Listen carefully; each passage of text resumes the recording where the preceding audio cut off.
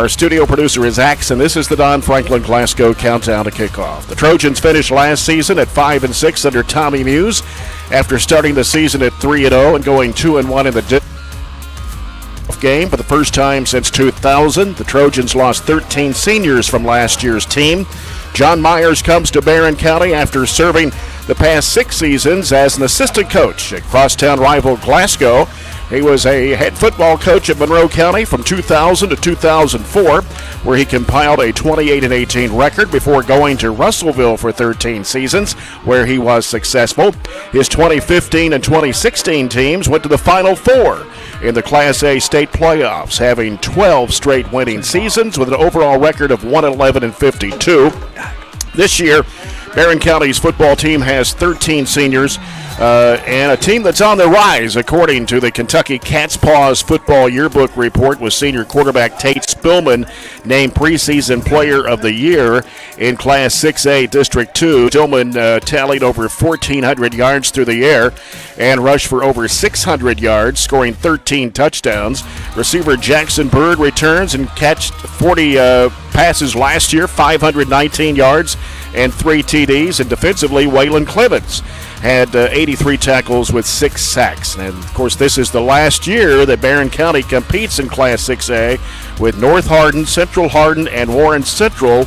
As the state goes through realignment next season, the Trojans will drop back to Class 5A District 2 with Bowling Green, Greenwood, Warren Central, Grayson County, and Ohio County. Metcalfe County Hornets under 10th-year head football coach L.J. Harbison with an overall record of 48-51, finished 3-9 last season. 5 of their 9 losses were by a touchdown or less.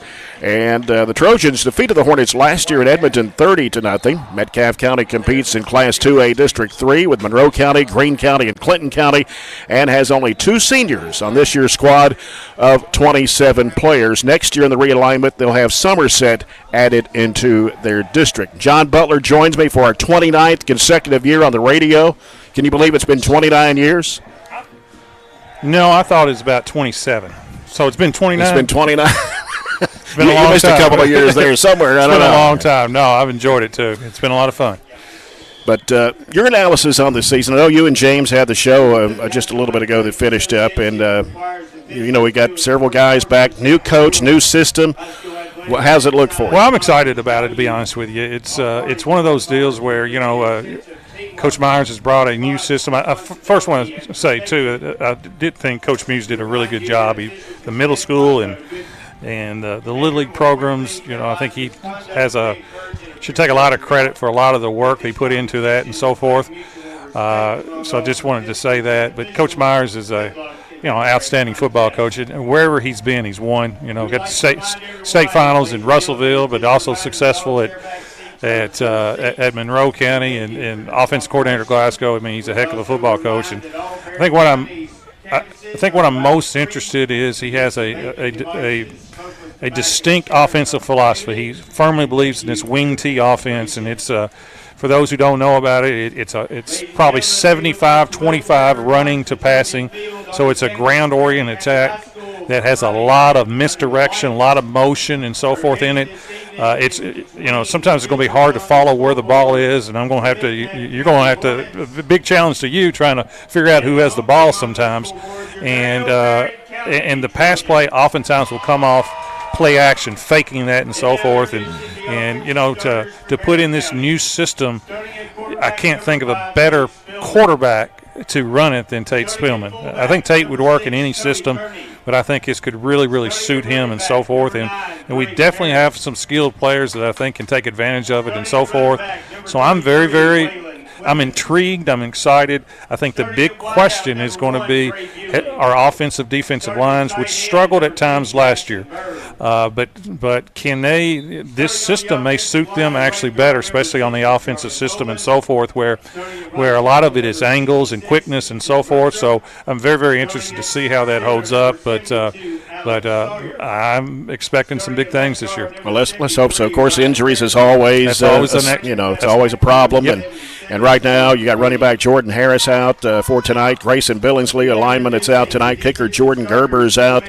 And then, of course, Braxton Carnes is out as well for the Trojans. And, that's a big loss right there when you got those four there. Normally, it would be a starter. And don't forget Davian Thomas. Right. The transfer he's from on Glasgow, the sideline. and he's a player. He will be back, though. Yeah, he'll be back, and he's a big-time player. So, offensively and defensively. So, hopefully we'll get, as the year goes on, some of those guys come back, quicker rather than later. I think some may be out for the year and so forth. But I'm excited about watching them play.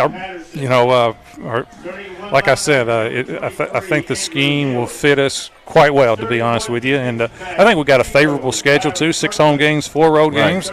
I just think, with absent injuries, which is stuff you just can't predict, it can derail you. You just don't know. Absent major injuries to key personnel, I think we have an opportunity to have a really good year. Yep. Well, when we come back, we'll talk with our new sideline reporter, Joey Bunch. He'll be down on the sideline out of the field in just a moment as we continue our countdown to kickoff, brought to you by Don Franklin Chevrolet, Cadillac, Nissan, and Glasgow. Score big with huge savings at Don Franklin Glasgow. We're on 104 The Score.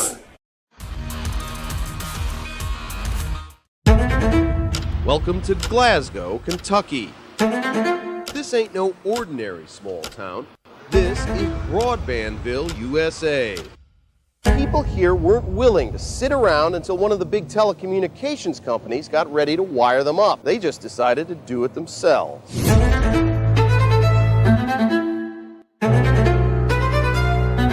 In Glasgow, the future is now. Get a great deal on select Kubota equipment. The BX Series is the #1 selling subcompact tractor in the U.S. The versatile lineup is built to help you make the most of your land. Right now, bring home select Kubota equipment for 0 down, 0% APR for up to 72 months on select BX models. Now through September 30th. See us or go to KubotaUSA.com for full disclaimer. Your local Kubota dealer is J&J Sales, 1311 West Main Street in Glasgow. Our dental health is like the window to our overall health. That's why it's so important to make sure you're getting your regular checkups. Hey, I'm Kelly McKay, and I've been trusting Kuzma Family Dentistry for several years. I feel very calm and comfortable with my dental hygienist, Amanda, along with Dr. Mark and Dr. Drew. Well, the entire staff, actually. If you are new to our community or looking for dental care, I recommend Kuzma Family Dentistry, located at 501 West Main Street in Glasgow. Call for an appointment, 270-651-2638. At ATM Media Solutions, we offer low-cost, high-quality advertising with rates that can fit any marketing budget. Businesses can reach new customers about the products and services they offer. We have 3 locations: Highland Pharmacy in Sonic, at the 31E and Trojan Trail intersection, and at Highway 90 East Burkesville Road. Give us a call and we can discuss how your business can advertise with us.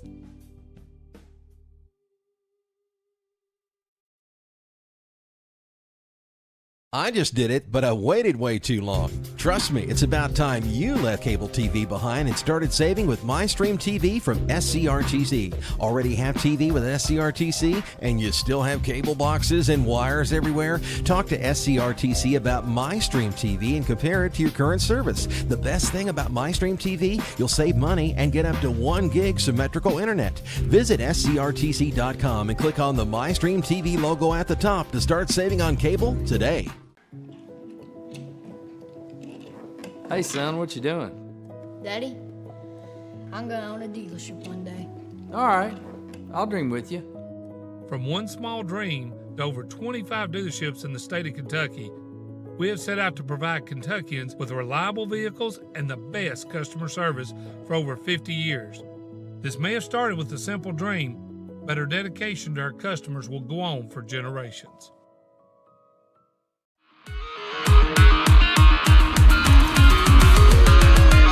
And we're about 17 and a half minutes away. It's Barren County and Metcalfe County to open up the 2024 season with a brand new football coach and John Myers. We got a brand new broadcast crew member, too, down at the sideline, Mr. Joey Bunch. And, Joey, let's get your analysis of tonight's game. Well, Jay, all I can say is what a beautiful evening for football in the Commonwealth as we get ready to kick off the high school season. I'm proud to be a part of the team this year, working with the sideline reporting, once again, just what beautiful facilities we have here at Barren County, and I know that both teams are eager to get out here and get started. Barren County just come off the field with Coach Myers in his first game, so I think it's going to be a great evening for football, and it's going to be a great matchup. As I've already heard you mentioning with the different things, with all the new faces around the program this year, it's just a lot of eagerness to get started. So that's probably my start, Jay, for the year. All right, we'll be going to you off and on the sideline throughout the game, and also you'll be able to interview Coach Myers as he comes off the field at halftime and at the conclusion of the game as well when they've done with their handshaking out there. Yes, so sir. You'll be able to run him down and get some comments Yes, from him. sir. Looking forward to it, Jay. Right, Appreciate you giving me the opportunity. Hey, Joe, this is John. You think you can get some interviews with some of the officials if they make bad calls this year? I'll tell you what, Coach, if I do that, you may not have to worry about me coming back next week. I'd say Coach Cunningham will probably be escorting me out. Okay. I think I know better than that. You're going to set me up. I may be newbie, but I may know just a few of the ropes. I just appreciate it. All right. Thanks, Joey. We'll be going back to you Sounds good. a little bit later. We're 16 minutes away. It's the Trojans and the Hornets here tonight in the first game of the 2024 season. We'll come back with the starting lineups after this break, as this is the countdown to kickoff, brought to you by Don Franklin Glasgow on 104 The Score.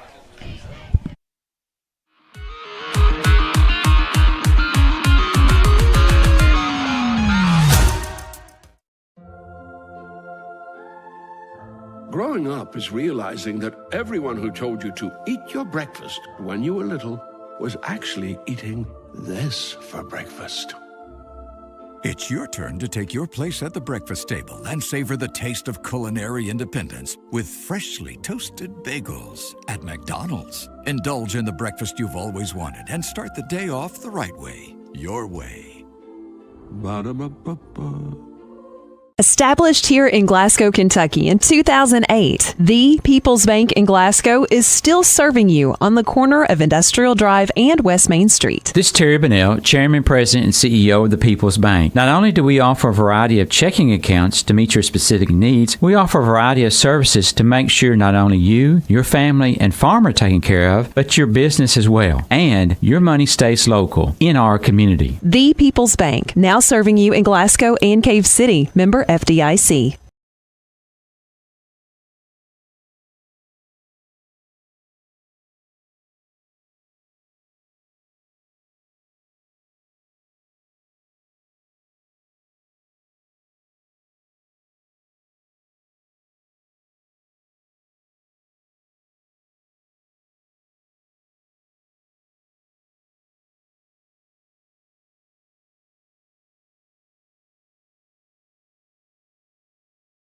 You know, our dental health is like the window to our overall health. That's why it's so important to make sure you're getting your regular checkups. Hey, I'm Kelly McKay, and I've been trusting Kuzma Family Dentistry for several years. I feel very calm and comfortable with my dental hygienist, Amanda, along with Dr. Mark and Dr. Drew. Well, the entire staff, actually. If you are new to our community or looking for dental care, I recommend Kuzma Family Dentistry, located at 501 West Main Street in Glasgow. Call for an appointment, 270-651-2638. Get a great deal on select Kubota equipment. The BX Series is the #1 selling subcompact tractor in the U.S. The versatile lineup is built to help you make the most of your land. Right now, bring home select Kubota equipment for 0 down, 0% APR for up to 72 months on select BX models. Now through September 30th. See us or go to KubotaUSA.com for full disclaimer. Your local Kubota dealer is J&J Sales, 1311 West Main Street in Glasgow.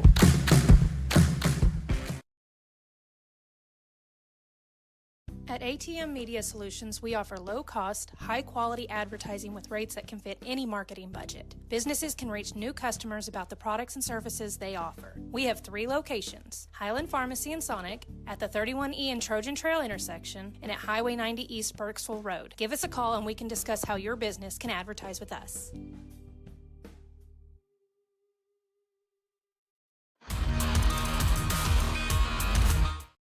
Opening game between the Trojans and the Hornets, and let's look at the lineups for tonight's game. Brought to you by Kuzma Family Dentistry on West Main in Glasgow. Starting for the Metcalfe County Hornets on offense, this is the projected starting lineup. On the line will be 52 Enoch Bridgewater, a junior, along with 56 River Coleman, a freshman. Fenton Kakagna, a sophomore, number 72, will be on the line. Trig Acree, number 75, a sophomore, and Ethan Young, number 76, a junior. The tight end is Jake Edwards, number 3. He's a sophomore. The receivers are number 2, Zach Purdue, a junior. Number 5, Aiden Harrison, a junior. Taylor Thurman, a senior, number 8. And number 0, Byron Kirkland, a senior. The quarterback is number 11, Joseph Ezzy Cavan, 6'1", 145, and a junior. On the starting defense for the Hornets tonight, Kokagna will be on the defensive line along with Trig Acree. And C.J. White, number 50, a sophomore. River Coleman is a linebacker, along with number 9, Logan Williams, a sophomore. Colt DeVore, a sophomore, number 20. Kagan Patterson, number 21, is a linebacker. He's a junior. And junior Andrew Hills, number 23. The defensive backs are Byron Kirkland, Zach Purdue, and Aiden Harrison. So they have 6 guys going both ways tonight for the Hornets. Head coach L.J. Harbison, starting his 10th season as the head coach of the Metcalfe County Hornets. And the Harbisons are a pretty common name in Metcalfe County when it comes to coaching. His assistant coach is his brother, Winston Harbison. He has Jacob London, who is assistant here at Barren County, along with Carter Williams and his dad, Larry Harbison. And in his 47th season as a coach of the Metcalfe County Hornets, John. Wow, that's some dedication, to say the least. And that is your starting lineups, brought to you by Kuzma Family Dentistry. Let's take a look at the schedule for tonight. Lots of games. It's opening night. Glasgow's at LaRue County. You and James talked about that one earlier. I like Glasgow. LaRue was 1-10 last year. Yeah, had a pretty rough year. Caverna at Muhlenberg County. One of the better Caverna teams. Muhlenberg, a team traditionally not very strong, but it would probably be a slight upset for Caverna to beat such a big school, but it wouldn't surprise me. Mm-hmm. Monroe County is on the road, going down to Elkton, take on Todd County. Optimism is high in Tompkinsville. I expect a win from Monroe. Warren East at home tonight against Christian County. I think I got an update on that score a little bit ago. I didn't think they started that early, unless is it a doubleheader? It must be if they're already playing. Brandon Combs sent me a score a little bit ago. Warren East was ahead of Christian County 28-0 with 4 minutes left in the first quarter. Well, I like Warren East then. I like them to win. I mentioned Dane Parsley, the quarterback. They got a good quarterback for sure. And some other guys are back as well. Franklin Simpson. Okay, this is the second game tonight at Warren East. Franklin Simpson taking on Davies County. Yep, I mean Davies County scrimmaged this year Glasgow earlier. I like Franklin. Greenwood is at home tonight against Hopkinsville. And by the way, the bowl game next week, Greenwood and Warren East will play the first game here at 6 o'clock as part of the Don Franklin Glasgow Trojan Turf Bowl, or Turf War Bowl, I should say. The 2 Bowling Green schools coming to Barren to play. Mm-hmm. Allen County Scottsville is at Greenwood tonight. That's a doubleheader down there at Gator Field. Gator Alley, they call it. Allen County Scottsville taking on Marion County. I don't know about that. Marion has kind of been up and down. They've had good football teams, and then they'll go 1-10. So I'm not really hard for me to call, to be honest with you. Yeah. Also tonight, Logan County at home against Butler County. I like Logan. And then we mentioned, I don't know if you mentioned it on the show a little bit ago, Warren Central taking on Russellville. Did not. At Logan County. Both teams struggled mightily last year again, but I like Warren Central, I think. Well, here's a score from Michael Compton from the Bowling Green Daily News. He says Warren Central's up 8-0 on Russellville at halftime. Okay. So that was at halftime, but that was a little bit ago. I don't know. That started at 6. Let's see. Edmondson County at Grayson County. Don't know much about that one. Of course, would you say they're rivals in football? Well, they're big rivals. They are in basketball for sure. I would say so. District. I'd say so. Yep. Gentlemen, please remove your hats. Okay, we're having our Color Guard National Anthem that's going to be presented here at this time. So we will take a break, and we will come back and finish up our schedule for tonight as we continue the Don Franklin Glasgow Countdown to Kickoff on 104 The Score.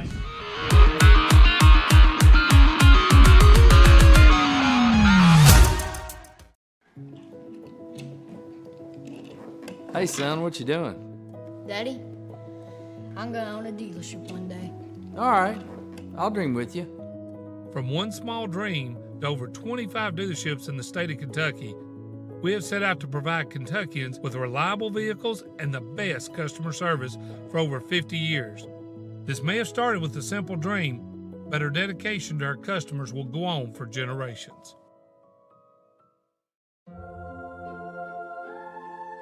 Growing up is realizing that everyone who told you to eat your breakfast when you were little was actually eating this for breakfast. It's your turn to take your place at the breakfast table and savor the taste of culinary independence with freshly toasted bagels at McDonald's. Indulge in the breakfast you've always wanted and start the day off the right way, your way. Ba-da-ba-ba-ba. Attention homebuyers and homeowners. If you're shopping for a mortgage or considering home financing, call one of Kentucky's top mortgage lenders, South Central Bank. Recognized as the area's best mortgage company, we are ready to help you walk through every step of the borrowing process. With experienced lenders and a full range of loan solutions that suit your budget, South Central Bank can make your dreams become reality. Contact us today. You can even apply online at southcentralbank.com. Member FDIC Equal Housing Lender. Established here in Glasgow, Kentucky in 2008, the People's Bank in Glasgow is still serving you on the corner of Industrial Drive and West Main Street. This is Terry Bunnell, Chairman, President, and CEO of the People's Bank. Not only do we offer a variety of checking accounts to meet your specific needs, we offer a variety of services to make sure not only you, your family, and farm are taken care of, but your business as well. And your money stays local in our community. The People's Bank, now serving you in Glasgow and Cave City. Member FDIC. Hey Lindsay, it's been really hot, and with warm weather comes pests. Well, Billy, at Southern States, we have bug sprays and pest control products to use around your home. We want you to be able to enjoy the summer pest-free. And outdoor grilling season is also here. Everyone can get their propane tanks for your outdoor grills and fire pits filled at Southern States in Glasgow. Propane summer fills are also coming up. Call 651-6167 or 651-2159 for your local Southern States. And we are now on 120 Cross Street, just off 31E South.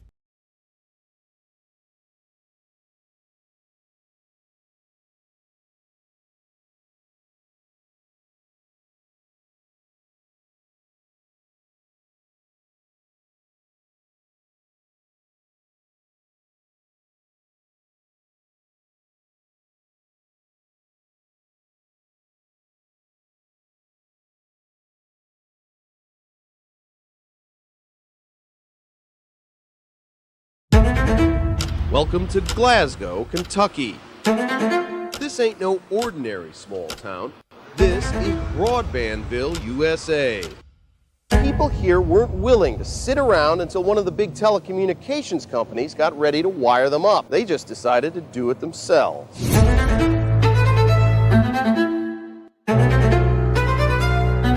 In Glasgow, the future is now.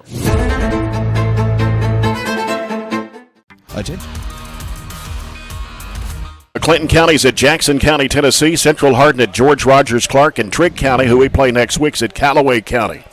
Well, let's go down to the field, midfield, where the captains are meeting for the coin toss. The coin toss is brought to you by J&J Sales, and let's send it down to Joey Bunch for tonight's coin toss.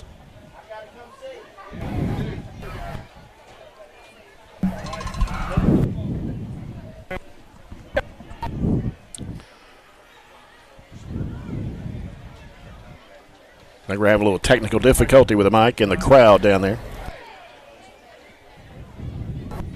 Right now. Call tails. There we go. That is a tail. You want the ball?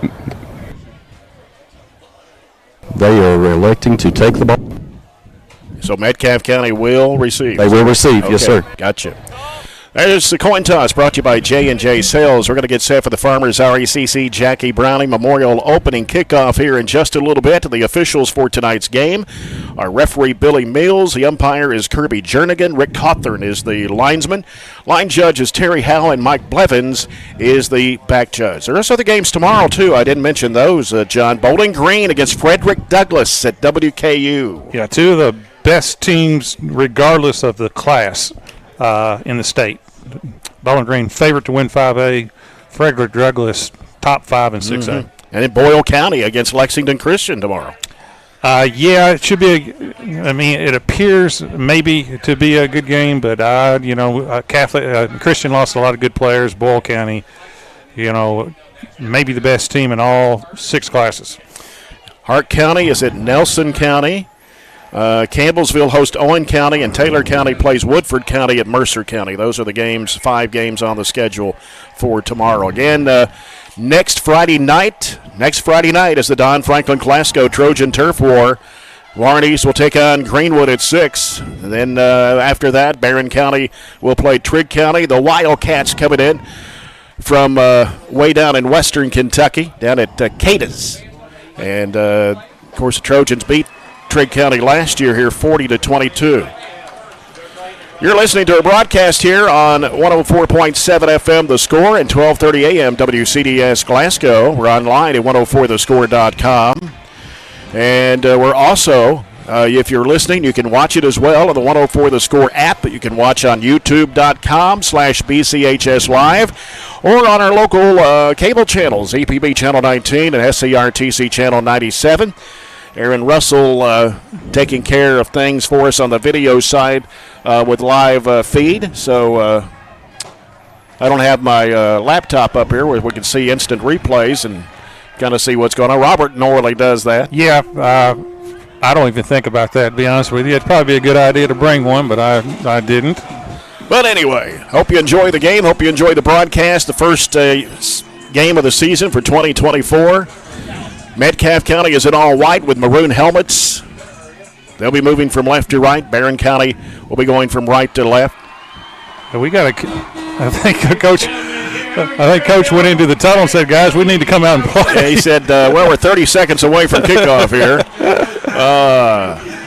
Later tonight, you can. We'll have a score report at halftime. Get all the latest scores and results from middle school sports to high school sports.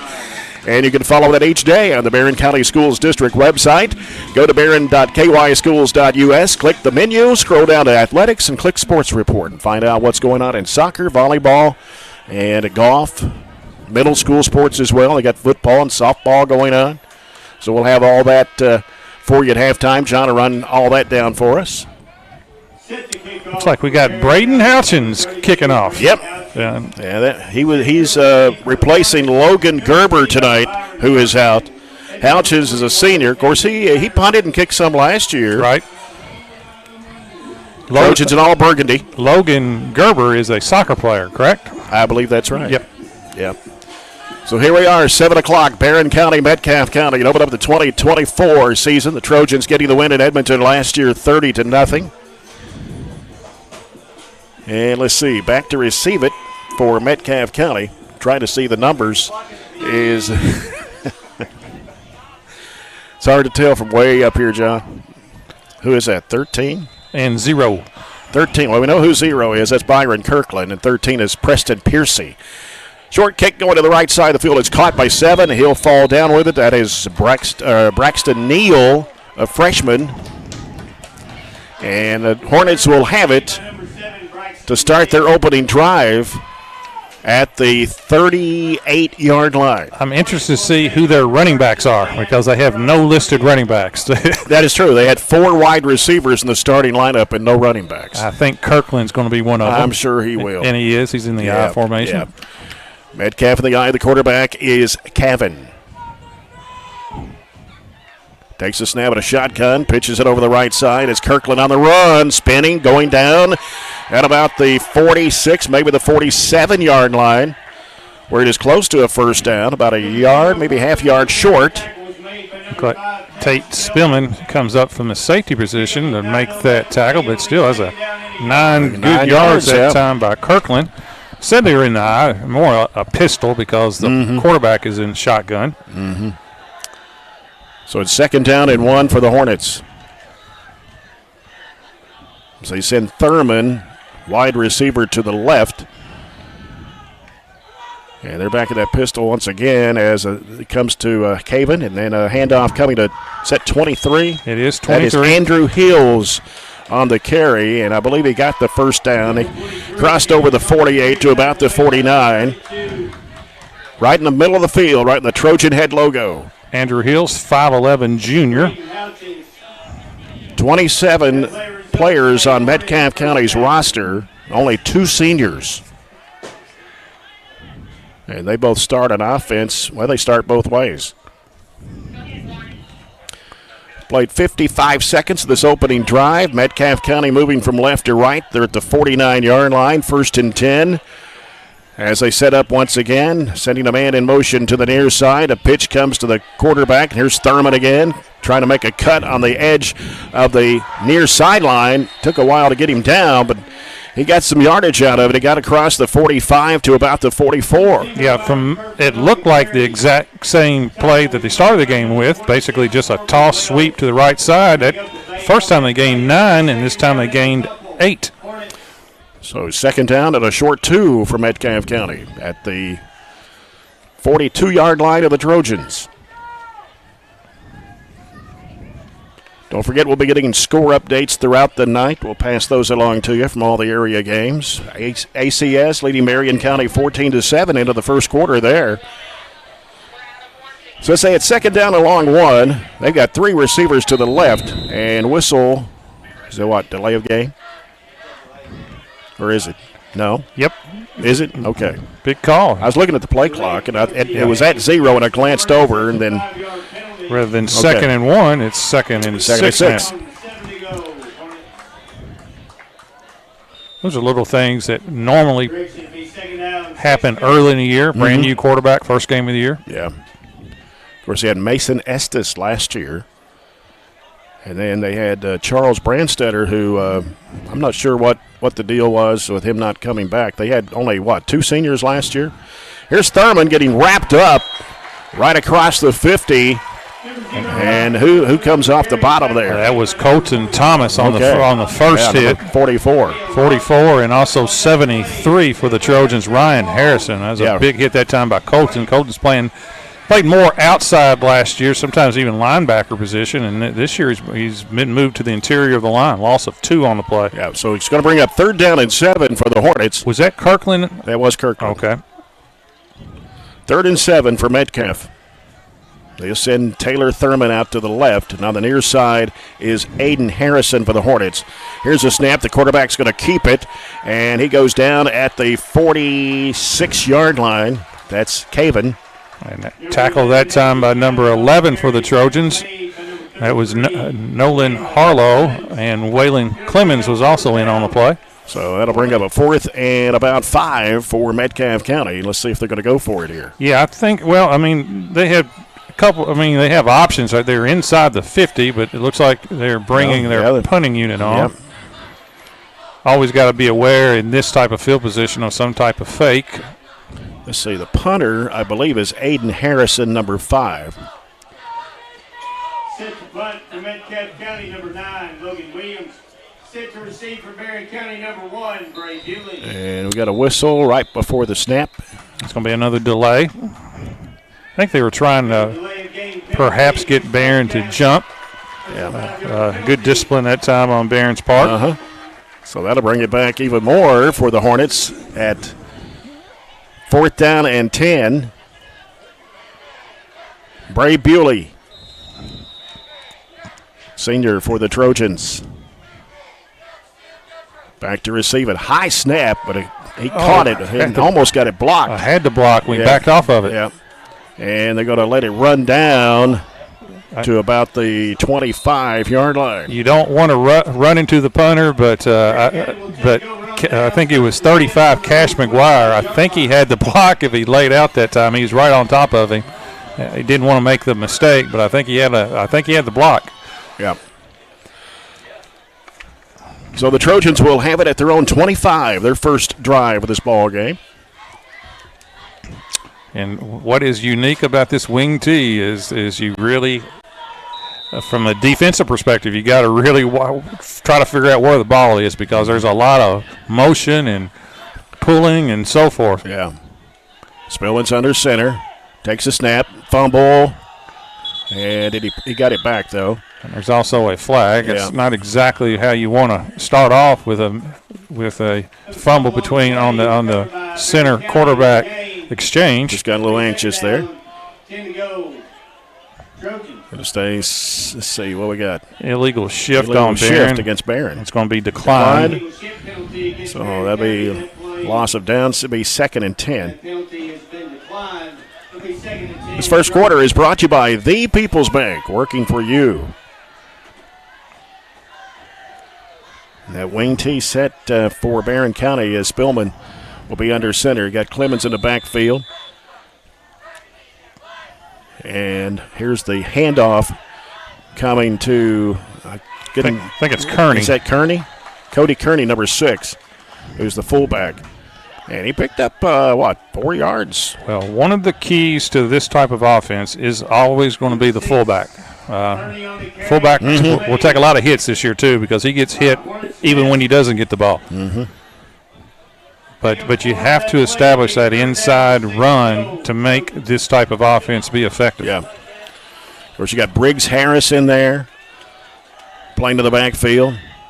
Waylon Clemens, Cody Kearney, receiver out to the left. And here's the snap. Oh, he faked it, and the throw is broken up. It was deflected. Try to go to Clemens with it on the left side. I believe if Tate had that all over again, if he could have gotten his feet set, Bray Bewley was streaking wide open deep down the field. I know it was a 3rd down and play. Maybe he didn't want to go for the big hitter, but he had beaten his man deep. Yeah. So the Trojans will have to punt. It is 4th down and 6 at their own 29. They didn't get a lot of distance on that opening drive there. And Braden Houchins is back to punt. And he will get this one away. Short, long. It goes down and the bounce down to about the 32. And that is Kirkland. You got to chase him down. Clemens trying to get him, but he can't go. There's a flag thrown. It's a touchdown if it's not called back, and probably. Kirkland, as Houchins tries to wrap him up and finally brings him down around the 20-yard line. That's a great play by Houchins. Well, that was a touchdown. But I think there's going to be a penalty against the Hornets. Yeah, there's 2 flags down, and it's both in the area where it's going to be either a hold or a block and a back. But Kirkland is the most dangerous player on the field. I mean, he's going to catch punts and kickoff returns, and he's the tailback, and he's the most explosive player. I remember him from last year. He had some potential. I think was he the transfer from this year? Russell County? I believe so. Okay. I believe that's right. Yeah. So this is going to be brought all the way back. Nullifies a big, close to a 40-yard gain that time. So it looks like the penalty. Well, you got one penalty on the 42, and the other one is at the 37. 37. Yeah. They probably are separate penalties. One's a hold, and they didn't. Okay, it's a hold. We'll just say it's a hold. Yeah. So that's about a 60-yard penalty. Yep. Yeah. So they're going to be pushed back now to their own 27.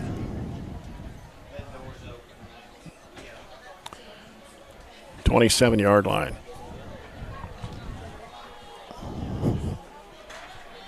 Caven's a quarterback, and he's got, I believe that's Hills back there with him, behind him. In the pistol, they've got wideouts left and right. Man goes in motion to the left, and the handoff coming to his running back, and that is Hills. Hills gets across the 30 to about the 31. Tackle that time by Tate Spillman. It's Tate has had to come up from that safety position for a couple of tackles already. Gain of 4. So 2nd down and 6. We're at 6:48 to go here in the first period of play. No score here on opening night 2024 between Barren County and Metcalfe County. Big crowd. Yes. Which we expect. Oh, yeah. Weather's nice.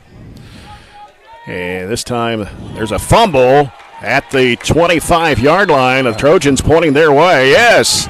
Let's see. Fumble recovery. Who came up off the bottom? I can't tell from this angle, Joey. I don't know if you can see it or not. Fumble I think it's number 11. At the 25-yard line. The Trojans pointing their way. Yes. A good hit. Recovered the fumble. That's a big play for the Trojans. Let's get this ball moving, going towards the end. Yeah. It looked like it was Harlow, but there were several around there. But he's the one that got up most excited, so that's why. Yeah, I'm that's guessing. exactly right. Yeah. Really good play. Really good play. So the Trojans have it at the Metcalfe 26. Spillman calling the shots here for the Trojans. Under center, takes the snap, hands it off. It's Kearney going up the middle. Nope. They moved to the left side. He faked me out there. Yep, that's what I was telling you right there. It was a great fake that time. That time by both Kearney and Tate Spillman. Briggs Harris. Of course, Briggs Harris, number 9. Kearney's number 6. Came to the left side of the field and got it to the about the 17, I believe it is. Yeah. It's hard to see from way up here. Gain of 9 on the play. So great play by the Trojans. It's 2nd down and 1 on the 17.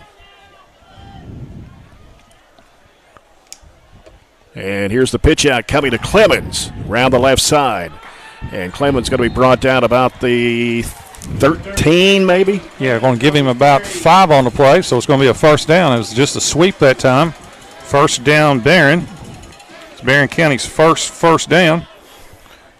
And now it's going to be, of course, they're in fantastic field position. Yeah. 1st and 10 from right around the, 14? Yeah, that was an Edward Jones financial advisor, Jamie Harris and Sheila Perkins first down, by the way. 1st and 10 from the 13. Harris goes in motion right. Handoff. And That's getting Kearney. to about the 5. That's Cody Kearney. It's Kearney, the fullback that time. And like I said, that's the key to this offense is the first read is a fullback, and that's a gain of close to 8 on the play. So the Trojans now, actually they spotted at the 6.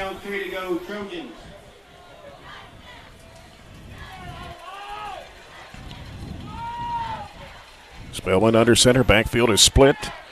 Man comes in motion to the left, that's Harris, and here is the handoff, and that is Kearney. Nope, Spillman on the left side. Spillman keeps it and goes in, diving in for the touchdown. Yep, that was the fake to Kearney, the fullback, and again, it was sold tremendously by both Kearney and Tate kept it that time and just got across the left side and dove into the end zone for a touchdown. So Hatcher and Sadler touchdown for Tate Spillman, giving the Trojans on the board first at 6-0.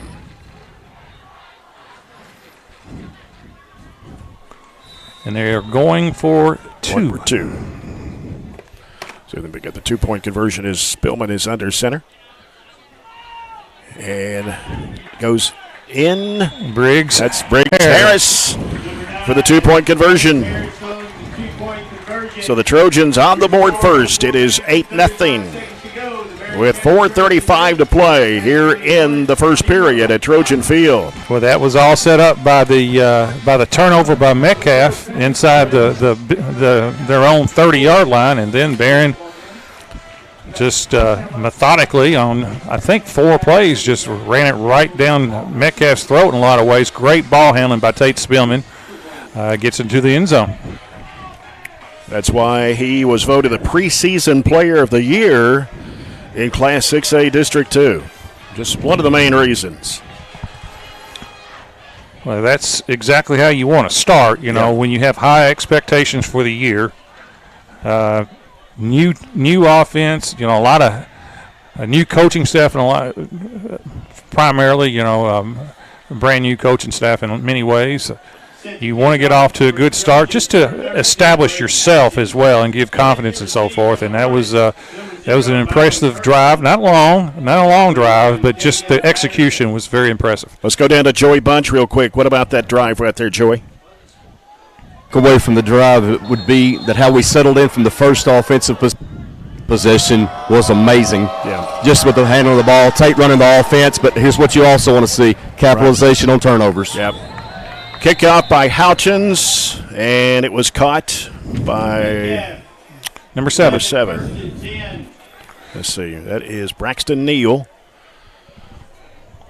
And so the Hornets will have it 1st and 10 from their 34-yard line with 4:33 to play here in the first period. Barren County with an 8-0 lead over Metcalfe.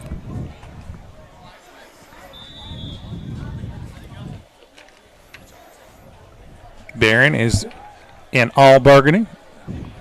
Yep. Metcalfe's in all white, except for the helmet. And that's maroon helmets that Metcalfe. Here's a quarterback, Caven, handing off. It is Kirkland. Mr. Kirkland going around to the left side there, and Kirkland will be stopped at about the 40 or the 38-yard line, far side of the field in front of Metcalfe County's bench. Gain of about 5.5. That was a tackle that time by Bewley over there on the sideline. 2nd and 5.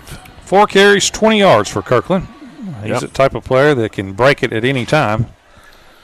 Right. If he stays healthy, I think he'll have a really big year. Thank you, Chris Aquino.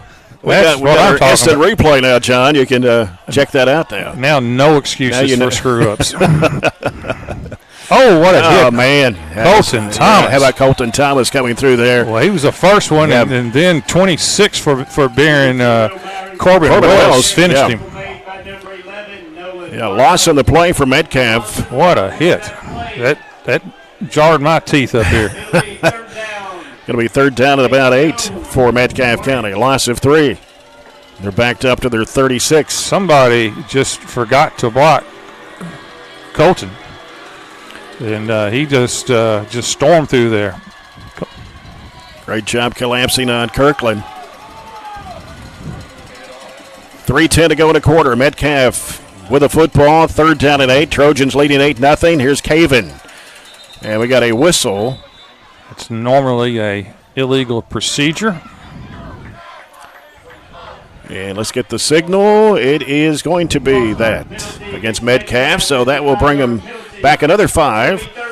Bring it 3rd and 13. Yeah, these are hard to get. 3rd and 13. Barron's got a really good secondary, and also so far Barren has done a really good job in terms of just kind of getting into gaps and getting into the backfield, which makes passing even more difficult. Hornets spread it out here on this setup with 2 receivers each way. Here's Caven. Caven in a big trouble. He's got to be sacked. Fumble. Yep. Sacked and fumbled, and that was number 77. Yeah, that was Sean Brody that time that caused that that one. Brody's only a sophomore. And what about that? Loss of about 8 on the play. Maybe more than that. Close to 10 on the play. Yeah. 4th down at a mile. They'll punt it. Bray Bewley is back to receive for Barren. It goes up. Well, almost went over his head, so the punter's going to have to try to run with it, and he's going to get tackled right inside the 10. Trojans threatening here will be at the let's see where they spotted. That's a loss of another 10 that time. That snap, like the first snap, was high, and that time he decided to run it, and no chance. Be right at the 10-yard line. So 2 big-time turnovers. I'm going to call that a turnover. As I guess it's probably going to go down. Yeah. It's just a change of downs, more or less, but still. Right. It qualifies like a turnover. Yeah. 1st and goal from the 9 for Barren. Spillman. Are they going to take a timeout here? I think. Yep. Yeah, Metcalfe's going to call their first timeout. We'll have a timeout brought to you by Scooters Coffee. Jay Turner with John Butler, Joey Bunch down to the sideline, and we got 2:02 to go here in the first, with Barren County leading 8-0. Join James Brown as he will have pictures, photos, stories, and more from tonight's sports action on 104thescore.com and the 104 The Score Facebook page. Of course, you can join James and John Monday afternoon. They had their broadcast here tonight.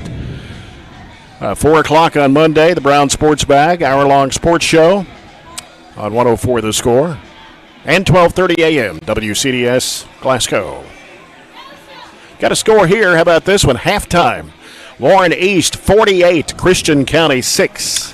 Christian County, it's just an amazing fall off of that program. Yeah. I mean, they were a state power in just in the last, 5-6 years? Yeah. Just a collapse. Right. And Hopkinsville is a little bit better than Christian. And, of course, the 2 schools are going to combine. But is that next year? It seems like – I thought it was this year. But it seems like when they announced they were going to combine, which was about 3 years ago, neither team – Christian County has almost collapsed. Mm-hmm. Yep. All right, here we go. Got Bewley on the left side.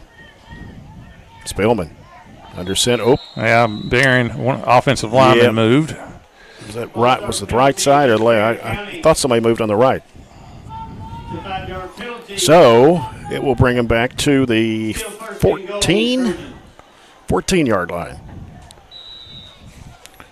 Second called penalty against Barren, only the first one accepted.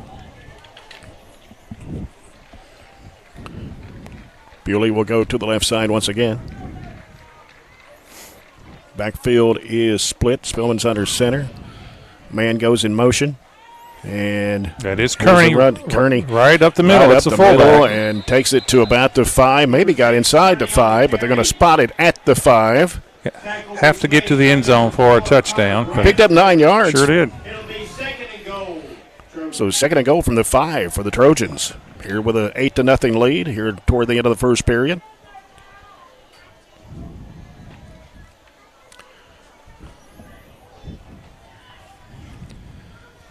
We got Clemens and Kearney in the backfield. Bewley split out to the left. Briggs Harris handoff is Clemens. Clemens works his way in for a Hatcher and Sadler Trojan touchdown. Waylon Clemens. Of course, this is really the first time that Waylon has ever even carried the ball. I don't ever remember him playing offense. I don't remember him playing much last year. No. But he was more for defensive purposes. But he's a heck of an athlete, though. So it makes perfectly good sense. Have to give the offensive line a lot of credit too. Right. I mean, they are. I think part of it's a scheme, but also doing a great job. Give Sean Brody, Ryan Harrison, Alex Sawyer, Charlie Polam, and Ethan Bertram a lot of credit for creating a lot of these seams and holes. Mm-hmm. And here's Spillman. Turns, hands it out. No, going to keep it. Now he's going to throw it in the end zone. It is caught. That would be Clemens. 2-point conversion to Waylon Clemens. So Waylon Clemens gives Barren County a 16-0 lead. Let's go down to Joey Bunch. Tell you what, there's pure Tate right there, just under poise, taking care of the football, running the football. I'll tell you what, Coach Butler, I want to say something. Thank you for calling out the offensive linemen because they're doing a heck of a job controlling the line of scrimmage right now, helping this team run the football. So lots of energy down here on the sideline, lots of energy with the coaches. It's just right now it's a good time to be a Barren County Trojan. Absolutely. Pretty good start, to say the least. Yep, we're still in the first quarter at 16-0. Barren has, if you just joined us, has taken advantage of 2 turnovers by Metcalfe. One was inside the 30. The second one was at the 10. So Barren has had short fields both times, but has taken advantage of it both times as well. We got Kirkland back to receive along with Patterson. And here's the kick to the right side of the field. It's going to be caught at the 30, and he called for a fair catch. He called for a fair catch. It's 24. 24, that's James Craig, freshman. So Hornets will have it with 1:19 to play from their own 33. I think it's gotten warmer since we've been in the press box. Yeah, it's 79 in here. It's not bad, isn't it, Jared? It is bad. Should have brought a fan. We don't have any air going on down here? Oh, we got to have some air.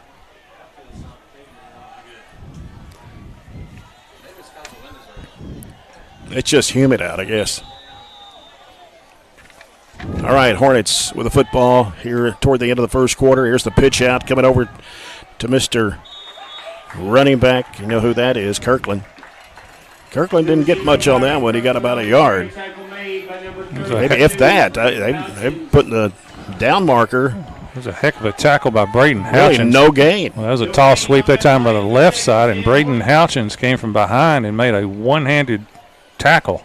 Again, right now, Metcalfe is really struggling blocking right now. Second down and 10 for the Hornets. 48 seconds left in the quarter. You got receivers left and right. And they're going to throw it to the near side of the field where it is caught. And out of bounds in front of the Barren County bench. Again, that was out of the shotgun, and that was a quick hitter. And to tell you how much they're struggling right now, Colton Thomas put a big hit on the quarterback. And for a loss of 1 on that play. I don't know if they're going to get another play in or not. Time running down here, 13 seconds to go. If I'm Metcalfe, I would not. They need to regroup right now, work on some blocking schemes. Yeah, I believe that's what they're going to do. They're going to let their clock run out. So we come to the end of the first quarter of this 2024 opening game. Barren County 16, Metcalfe County nothing. We'll be back in a minute. This is Barren County Trojan football, brought to you by Don Franklin Glasgow on 104 The Score. Attention home buyers and homeowners. If you're shopping for a mortgage or considering home financing, call one of Kentucky's top mortgage lenders, South Central Bank. Recognized as the area's best mortgage company, we are ready to help you walk through every step of the borrowing process. With experienced lenders and a full range of loan solutions that suit your budget, South Central Bank can make your dreams become reality. Contact us today. You can even apply online at southcentralbank.com. Member FDIC Equal Housing Lender. Welcome to Glasgow, Kentucky. This ain't no ordinary small town. This is Broadbandville, USA. People here weren't willing to sit around until one of the big telecommunications companies got ready to wire them up. They just decided to do it themselves.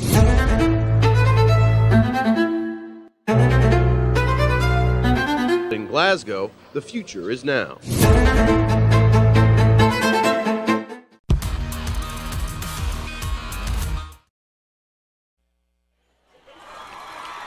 Trojans 16, Hornets nothing as we start quarter number 2 here at Barren County High School. Jay Turner with John Butler. Joey Bunch down to the sideline. And here's Caven. He'll throw it over the right side. It is caught, and he is on the run. It's Houchins wrapping him up and pulling him down at the 45-yard line. That was a good job that time by the quarterback. He stood in there and took another big hit on Colton Thomas is in the back.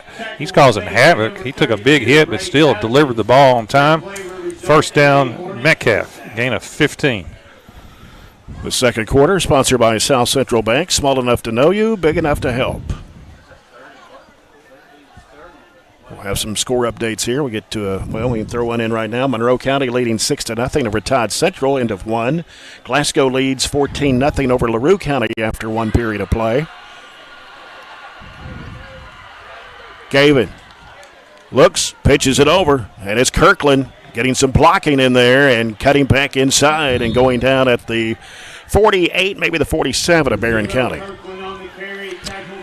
Pick up about 6, maybe 7. Tall sweep that time. That was a good job of cutting back that time. I thought defensively, pretty good job that time by Barren. Number 2, Jackson Bird, kind of set the edge and made him cut back inside, but good overall run that time by Kirkland. So second down and 4 for Metcalfe County. We play just over a minute here in this second period of play. Jackson County, Tennessee leading Clinton County after 1, 7-0. We got wide receivers left and actually 2 to the right side, and here is Caven, and he'll hand it off. It's Kirkland coming to the left side, 50, 45, and out of bounds around the 41. I think he got enough for the first down. Braden Houchins pushing him out. It's close. No, he didn't get the first down. I thought from this angle up here, it looked like he did, but he's a yard short. Be third down and 1 for Metcalfe County. I tell you what, Kirkland is a good-looking back, isn't he? Mm-hmm. He sure is. 5'11" senior. He picked up weight, if I remember last year. I thought he was smaller than that, so he's picked up some weight and has maintained his quickness. Yep. 2 receivers to the right, 1 to the left. Here's Caven with Kirkland right behind him. Hands it off to Kirkland. Kirkland not getting anywhere. No, that was Braden Houchins that time in the backfield that stopped that one. Sean Brody also finishing him off. Loss of 1 on the play. Going to be 4th and 2. It's kind of been all or nothing for Metcalfe and Kirkland. Several nice runs, but several loss of yardage. And again, that was Braden Houchins that time. Metcalfe will go for it. 4th and a long 2. They're going to hurry up. It's down to 10 on the play clock. And they're not at the line of scrimmage. They're probably going to call timeout, I'm guessing. Well, they're trying to rush up to the line. Down to 4. And under center. Oh, we got somebody jumping off. Colton Thomas. Yeah, we just gave him a first down that jumped time. Off, and I don't know if they're even going to get the play off. I didn't either because it got down there at about 3 or 2 on the play clock. Yeah, that's going to be on Colton, who's had a fantastic game, but that time just a little bit too anxious. Yep. So that will move it from the. Well, I assume. What are they doing? What do got? Oh, they called it. Evidently, they called timeout before. Timeout before they snapped it? I apologize to Colton, though Colton did jump that time, but evidently Metcalfe called timeout first, so that nullified that. Well, let's go down to Joey and get the clarification. Yeah, Metcalfe called a timeout before the flag was thrown. Coach, you're correct. Yeah, Colton was coming through on a mission, and all the coaches down here were kind of saying, hey, we know what's coming. They're not going to snap it. We got a break there. So now you're going to be 4th and 2. You know they're going to come in and try to run something, but, I mean, it's just right now make a stand, play your defensive position, stay at home. Once again, the front line is setting the tone right now, and your ends are setting the end. I think it's very important that we keep their running back in the backfield. Just keep him between the tackles. Don't let him outside, and we'll be good again. Yeah, they've really not done a lot in between the tackles. When they've gotten outside is where Metcalfe has had most of their success. That's exactly right. It's when they get out, and that's when they're getting on the edges. But our ends are doing a really good job. Jackson Bird and Nolan Harlow are doing a really good job setting the edges right now. So continue to do that. We'll be good. We've gone a little bit bigger. Okay. They've got Hill now in the backfield. Yep. And here's Caven. Throwing it deep on the right side. It is going to be, caught. Is it caught? I thought he might have got intercepted there. It looked like both of them went for it. The Barren County defender and Ty normally goes to the offense. Like a jump ball out there. Yeah, I think Ty goes to the offense normally. It looks like both players went for it. Well, that's a big play for Metcalfe. Yeah, Metcalfe's going to get it right there. That's down inside the 20, down to about the, 18? Yeah, 25-yard gain that time. That was to number 8, Thurman. And it was basically both players at that time had an opportunity to get it, and it's almost like a tie, but that tie goes to the offense. Yeah, Kirkland and Thurman are the only 2 seniors on this Metcalfe County team. Here's Caven, and he's going to hand it off to Hill, but he's not going to go very far. Trying to go up the middle there and stopped at about the 16 or maybe 17. 17 is where they spotted. Looked like Corbin Wells on the tackle. Gaverna Muhlenberg County tied 14 apiece after the first quarter. It's a high-scoring early game. Trevant Hayes, his second season as the head coach. I don't think there's any doubt Gaverna will score this year. Second down and 9 for Metcalfe. They're at the Trojan 17. 2 receivers to the left for the Hornets. Got 1 receiver to the right, and he's moving back left. And long count, it's Caven. Hands it off. And it's Kirkland down the middle. And a flag on the play right at the end at the 5. Flag is right at the tackle. Oftentimes that's a face mask. See what the call is. We're about 3 miles away from it, to be honest with you. It was a face mask. Face mask penalty against Barren County. So that'll give him a first down, and it's about a 3-yard penalty though. Puts it right at the what? 2, 3? 3-yard line.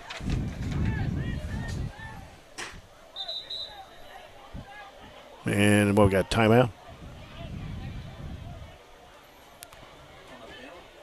What?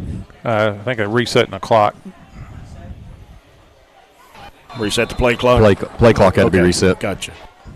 So first and goal for Metcalfe. Very impressive drive there. Picked up that big 4th down pass play that has set this up. Yep. Here's Caven. He's going to keep it, runs to the right side of the field, and he'll be tackled out of bounds. Good job that time by Waylon Clemens. Clemens. The first time they ran a little bootleg that time where they faked the run to Kirkland, and the quarterback took it. Thought it was a great call. Hadn't seen that, but Waylon Clemens Didn't fool him. Mm-hmm. No gain on the play. So second and goal from the 3 for Metcalfe. Allen County Scottsville 26, Marion County 14 at halftime. Patriots trying to get their opening win of the season. And the pistol, here's Caven. The fumble! And diving for it. Are they call the play dead or not? Are they calling it incomplete pass? Oh, it was a fumble. It looked like a fumble to me from up here. They called that an incomplete pass. It wasn't deflected, well, was it? I'm going to look at the replay Look at the replay here. on that one if you get that one pulled up. It was a toss. Let's see what it was right here. Incomplete pass, they say. It wasn't even a pass. It looked like it was a handoff to me. It was an inside handoff. The ball just squirted out. They're calling it a pass. But I didn't even see a flip. It looked like to me he just tried to hand off. Joey, what do you think down there? It was hard to see from right here. It looked like a little shuttle pass in front of him. So I guess that's what the head official at the back saw the replay. Because he blew it. The play. As soon as they dropped the ball, he called it incomplete. It's the shortest shuttle pass in history. It's the shortest, yes. Because it was the shortest, almost a handoff, but yeah, shuttle pass in front. Well, timeout called here on the field with 7:59 to go in the first half. It's Barren County 16, Metcalfe County nothing. And thought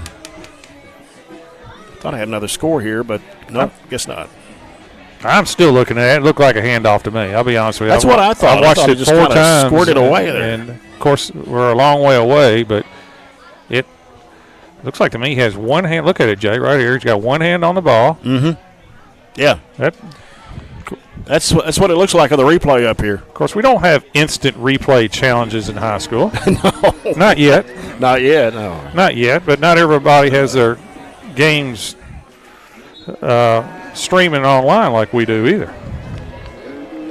And by the way, the guys are doing a great job, too. That's pretty. Aaron Russell, give him a heads up on that one. Great job right there. Chris Aquino.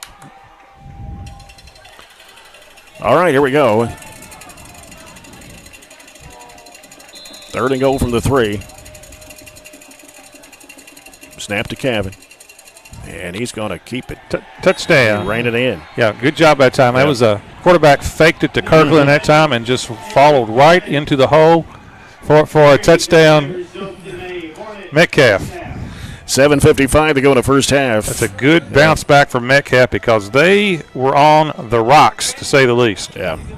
Ezzy Cavan, quarterback, 3-yard run. Put the Hornets on the board at 16-6. And they will go for the 2-point conversion.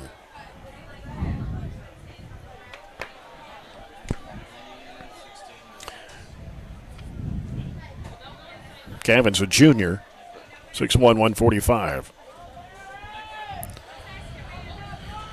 All right, as I get set here, we got Kirkland right behind Cavan. As he takes a snap, he's going to throw it to the right side. It's broken up.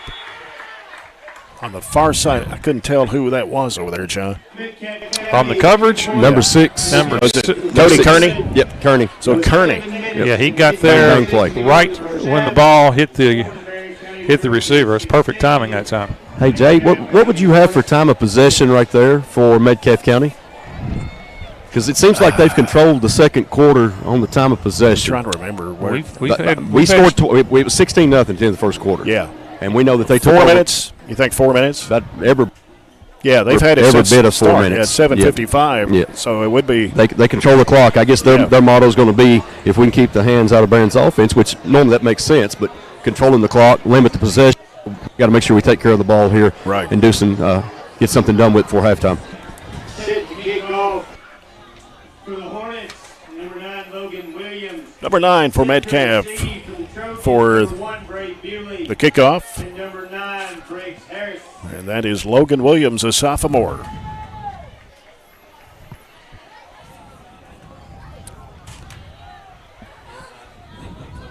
It's got Bray Bewley back, and who else is back there? Tate Spillman? No, I think it's. Oh, let's see. Briggs Harris. Briggs Harris. Okay, sorry. Well, they kicked it off, a little squib over the right side, and that's number 3 for the Trojans. Preston Pace, senior for the Trojans. Great field position. Barren County will have it at the 43, maybe the 44. Would not 44. be surprised. One of the next two plays that Barren may dial up a pass play right here. Obviously, Metcalfe has seen they've struggled right now to stop the run, so I would not be surprised to see maybe a little fake, little play action. Mm-hmm. Got an offensive lineman coming in a little late. Lined up. Got Preston Pace, the wide receiver here on the near side. Backfield is split. Spillman is under center. Takes a snap, hands it off. That's Waylon Clemens, left side, and we got a flag thrown. And I'm not sure if there was a. That looks like a illegal block. I don't know. That's where a hold is normally called. Number 4, Connor Brandstetter.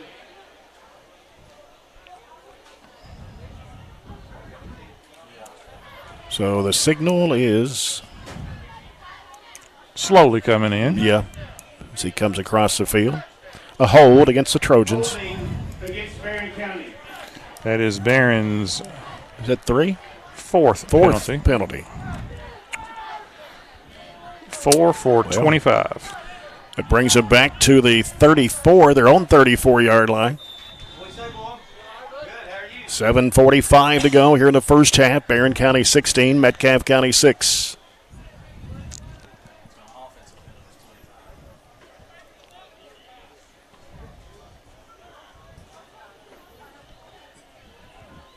First and 20. Backfield split again. Spillman calling the play. Takes a snap, ran into Clemens, keeps it running to the near side of the field, trying to make the cut upfield and runs it out of bounds about the, 45 of Metcalfe County. No, they're on 45, sorry. Yeah, positive yards on the play. Picked up 10. 10. And half of it. That play was kind of messed up from the beginning that time. Dropping back and ran right into the running back, Waylon Clemens, but still. Actually got 11 out of that. It's just 2nd and 9. It's always a benefit when your quarterback can make plays, especially when it's not there. Yeah. Play the short side of the field here on the near. Kearney and Clemens in the backfield. Pace going to the left to the wideout. Spillman takes a snap. This time on a reverse, comes upfield on the run. He's gone. Briggs all the way down Harris. 20. Briggs Harris will take it in. Touchdown, Barren County. 45 yards. Again, there's that wing tee that time where the fake was perfectly done that time to Kearney. Faked it. And then here comes Briggs Harris around the end that time. And one thing about Briggs Harris, great athlete. And once he got to the corner, he was gone. 45 and a touchdown. How about that one, Joey? Had me fooled. I thought the ball was inside, and here he come around the corner, and Briggs turned on the jets. Well, what makes that offense so effective is I don't know the technical term. I could just call it ball handling. Yeah, it's you got to have the ball control. You've got to take care of the ball, and you've got to hide the ball. You got to make sure that they can't see where it's at. And everybody was fooled on that one. I think everybody was fooled, but I know Metcalfe was. Great offensive play. Trojans will go for 2. Spillman. It's a throw into the end zone. It is caught. 2-point conversion. Jackson Bird is taking advantage of Jackson Bird's size. Jackson's about 6'2", Jay? He reached up high to get that one. Pulled it down. And the Trojans take a 24-6 lead. Briggs Harris, that's his first varsity touchdown. Well, he's going to have a lot more. Just a sophomore, too. Just a sophomore. And also a quarterback, too. Mm-hmm. So, it's got a great future. Yep. 6:59 to go here in the first half. Barren County 24, Metcalfe County 6. We got the crowd alive for Barren.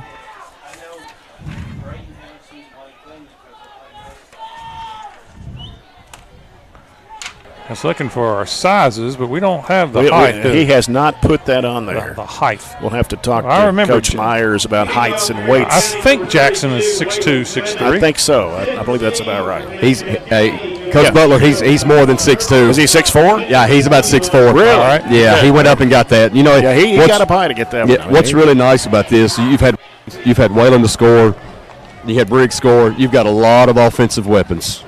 Yeah. A lot of offensive weapons. Yep. Braden Houchins to kick off from Barron's own 40-yard line. And it's coming to the near side of the field. It's caught at the 30. And bring it up to 35, now to the 40. And that is number 24 for Metcalfe. On the kickoff return, James Craig. Tackled by Dakota Wade. James Craig on the return. Tackle was made by number 8, Dakota Wade. That's a really good job at time of Barren. Basically, after Metcalfe looked like the momentum has shifted a little bit with their first touchdown. Barren comes right back, overcomes the penalty too, by the way, and strikes for a touchdown. Metcalfe County sending 2 receivers out to the right and 1 to the left. They move Kirkland over to the right on the run. He's going to be getting the catch. Nope. Too much on that one from Caven. Yeah, ball was high. Even if Kirkland had caught that, good coverage that time by the Trojans. Second down and 10 for Metcalfe. Update score from Brandon Combs. Warren East leading Christian County 55-6 with 7 minutes left in the game. Where have we gone to, Christian County? I mean, they were traditionally we played them every year. They it seemed like in the playoffs. Well, they were battling years ago. Battling with Bowling Green every year, right? Uh-huh. Whoever came out of that district was generally going to the state finals. Yeah. Or that region, I guess. 3 receivers right for Metcalfe, 1 to the near side. Here's Caven, I guess I should say. Here's the pass going downfield. It's caught. Then they dropped it right at the sideline there. Yeah, that was the receiver. Was that I don't know, but you can't throw the ball any better than that. That was just a rollout throw. He put it right in the guy's hands, but give the defensive back for Barren a lot of credit. I'm going to tell you who it is right here in a second on the replay. It looked like that was maybe Dakota Wade. Maybe number 8. It was number 8. Yeah, number 8 on the breakup. He came over and he had it in his hand. So, really good play. Yeah. So, 3rd down and 10 for Metcalfe. These replays are quite helpful, Jay. You like that? Yeah. We'll get more of it as time goes on. 2 receivers right, thanks to Aaron Russell. Just put that on our bill, right? Here's Cavan, and a pass is dropped by the receiver, Aiden Harrison, on the near side. I think he just kind of threw that in the dirt. Well, there's no dirt. In the turf. In the turf, threw it in the turf.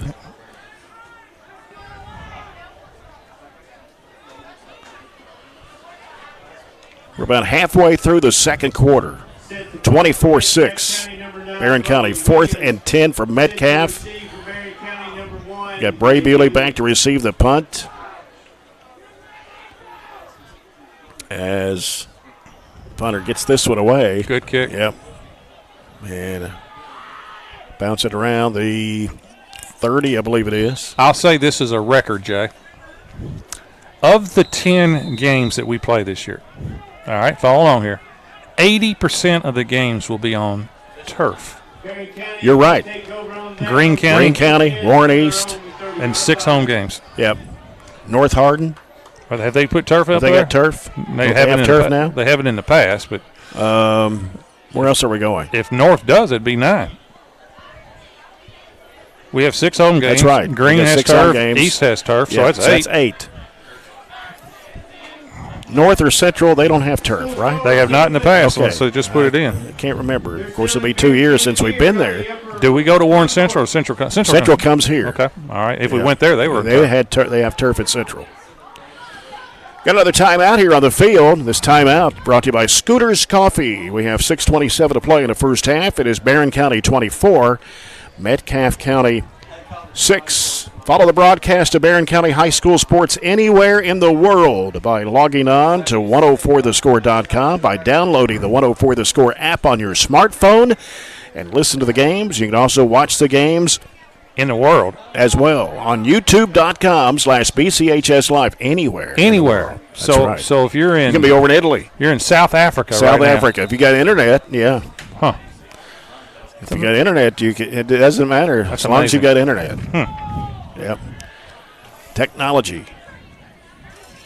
And, well, chasing Spillman. Spillman's on the run, going to the left side of the field. He's going to be dragged down at the 32. Good coverage that time by Metcalfe. Yep. They went for the home run. I said that the last series, but that was a fake that time, and they were trying to hit Bewley going long that time. Good coverage by Metcalfe. Tate did the right thing. Nobody open. Tucked it himself. Picked up about, 2.5? Yeah. Close to 3. All right, I'm going to give him 3. Well, they put it 4. 2nd and 6. I'm not giving him 4, though.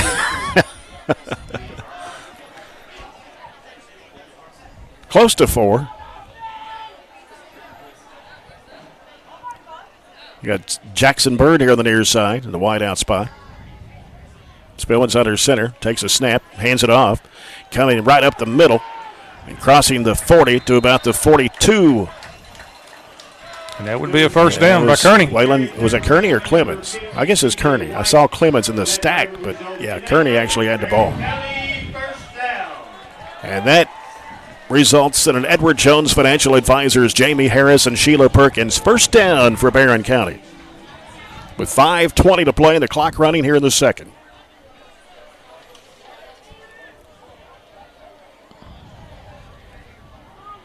Spillman under center. Takes a snap, hands it off, and getting across the 45 to the 47. And that was Kearney once again on the carry.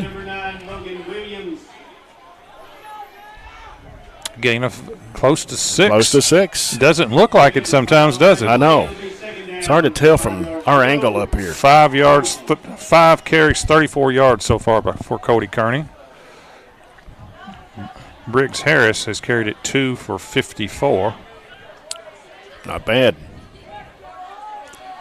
Wideouts are split for the Trojans. As Briggs Harris goes in motion left, here's a pass coming to the near sides. Jackson Bird on the reception, and he'll take it to the 46, and it'll be good enough for another Edward Jones Financial Advisors Jamie Harris and Sheila Perkins first down. Gain of 6. And that was Jackson Bird, wasn't it? Yes. First completion of the game in terms of non-2-point conversions for Tate. Tate's one of 2 for 6 yards. If you count the 2-point conversions, which I don't know if you count those in terms of stats or not. If you count those, he's 3 for 4. Mm-hmm. I need to find that out. Trojans down at the 46 of Metcalfe. And there's the handoff this time. It's 26. Yep, and a nice run there by that would be Corbin Wells. Number 26, he's a sophomore. There's a lot of sophomores in this lineup this year. Well, I mean, that's the class that was undefeated in 7th and 8th grade. So a lot, it has been expected of that class, and you're right. It's a good class for sure. Yep. Another Edward Jones Financial Advisor, Jamie Harris and Sheila Perkins first down. At 3:18 to go in the first half. Spillman takes a snap. And this time coming to the near side, it is Waylon Clemens, and he'll be taken down at about the 28-yard lines here on the near side of the field in front of Barren County. I'm going to give him 4 on a play. Waylon's carried it 3 for 15 and a touchdown. We have several people listening and watching our broadcast here tonight. We appreciate it very much. Any from Australia, South Africa? I hope nobody has my number. I get enough spam calls as it is from overseas. 2nd down and 6. Ball at the 28. Spillman. And that's going to be Wells. First down. Still going. Yeah, just kept on churning yardage there. Got it down to the 21. Yeah, just lowered his head and just picked up the last 2 to give him a first down. Again, good job by the Barren line. Yep. So it's actually spotted at the 22. 2:16 to play here in the first half. Barren County 24, Metcalfe County 6. And here's the handoff. And it is Wells spinning his way, keeping on going. Yeah. He will go in, but we got a flag. Unfortunate. We do. That's a touchdown, but it's going to be brought back, unfortunately. That's a great run by Corbin Wells, but they're going to – it may be a sideline warning. If it's a sideline warning, it's a touchdown. So it's going to be not a touchdown. It's going to be a first down. First down at the 1. Yeah, he got it all the way to the 1. So gain of 21 by Corbin Wells. All right. I thought it was going to be a motion or something right there. So another big game by Corbin Wells. I'll give it to him again. Corbin is playing that fullback position. He and Cody Kearney. He's in right now for Kearney, and boy, both fullbacks have looked awfully good. Yeah. So you got Wells and Clemens in the backfield. Spillman at the 1, takes the snap. He's going to just step it in for the touchdown, Barren County. Old school quarterback sneak, and that was easy. That was easy peasy. 1:38 to play in the first half. Tate Spillman. It's his second touchdown. Right now, you just multiply by 8 every time that Barren scores. That's 30, so they're 3 for 3 on 2-point conversions. I probably put the dreaded jinx on them. That was another Hatcher and Sadler touchdown. 2 of them tonight for Tate Spillman. If we don't score, you can just write to the station. I'll take the responsibility and the blame for this jinx. Should have known better. Timeout, Barren County with 1:38 to play. Here before halftime, it is Barren County 30, Metcalfe County 6. Let's go down to Joey Bunch for another sideline report. Another nice drive there by the Trojans. Another impressive drive, Jay. And it's, as you mentioned many times, Corbin Wells on several good runs. They're hard running. And if I might be able to mention this, Jay, if you don't care, go ahead. There's a big birthday today in Barren County. Alan Wells. Alan Wells. Barren County's biggest fan, Trojan fan there. So I want to give him a shout out on the radio tonight. Did they have a celebration party for him today? They're going to have a celebration tonight. I think they've already had one. I think they have declared it Alan Wells. Yeah. It's something like, Alan Wells Day in Barren County today. Mm-hmm. So it's a big day. But no, that's a big drive right there. Running the football, just moving it, ball control before we go into halftime. Yeah. So really good drive. Yep. We'll have our halftime report coming up here. Brought to you by the Glasgow Electric Plant Board. We'll look over the halftime stats and scoring summary. We'll also have our sports report of all the other sports going on at Barren County High School. Soccer, golf, volleyball. Volleyball just got started this week. Golf's been going on for over a month. It's kind of starting to wind down a little bit. Here we go for the 2-point conversion as Spillman. Long count here. Takes a snap. Hands it off. It is Wells, I believe. Yes, it was Wells. Works his way in for the 2-point conversion. Extends the lead to 32-6. I appreciate that, Corbin. I thought I threw the jinx on, but that's four extra points that we've made. 2-point conversion. Yep. 32-6. Well, I tell you what. I think if you're Coach Myers, you are very, very pleased with this first half. Yeah. Joey Bunch will talk with Coach Myers as he's walking off the field at halftime. Get some comments from him. He's got to be pleased. I'm pleased. Are you pleased? I'm pleased. All right. I mean, we've had 4 penalties, but, it's okay. Little things you can clean up. Now, I just saw a football player, obviously we're at a football game, that dropped their mouthpiece on the ground and then put it back in his mouth. Now, would you? That'd be like dropping chewing gum and putting it back in your mouth. Now, would you do that? Tough choice, right? A mouth guard? Yeah, tough choice. Tough choice too. Yeah, just maybe. Okay, just a little, spit on it and let it go. Just some life choices you have to make in the spur of the moment. All right, they got Kirkland and Patterson back to receive. Braden Houchin's kick. And now we got a whistle. Not sure what. I think we were offside on the kick, which means somebody left before the kickoff.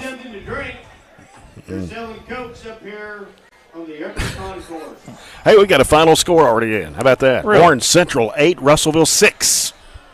That was a dandy. That was a shootout, wasn't it? defensive battle.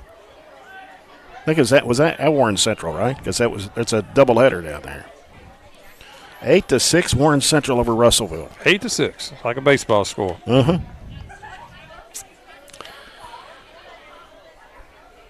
Okay, so the Trojans will kick it over. 36. 35 in basketball. I don't know why they don't put them both the same. That's a little confusing. Here's Houchins. The kick goes over to about the 37. And I believe that's Craig. Good play by Barren. Good defense. 27? Who's 27, I think? 27 for the Trojans. Steele Whitaker. Steele Whitaker. That's a nice tackle that time. Yep. And that was Craig on the kickoff return. Well, in a way, it's kind of been a long second quarter. Yeah, it has. A little bit long. It's just after 8 o'clock here at Trojan Field, 104.7 FM. Longer if you're behind. 12:30 a.m., WCDS Glasgow. Jay Turner with John Butler. Got Joey Bunch on the sideline as we near halftime here with a Trojan 32-6 lead. And there's the handoff coming to Kirkland, and he'll be taken down around the 41. Braden Houchins. 2 yards is all he gets.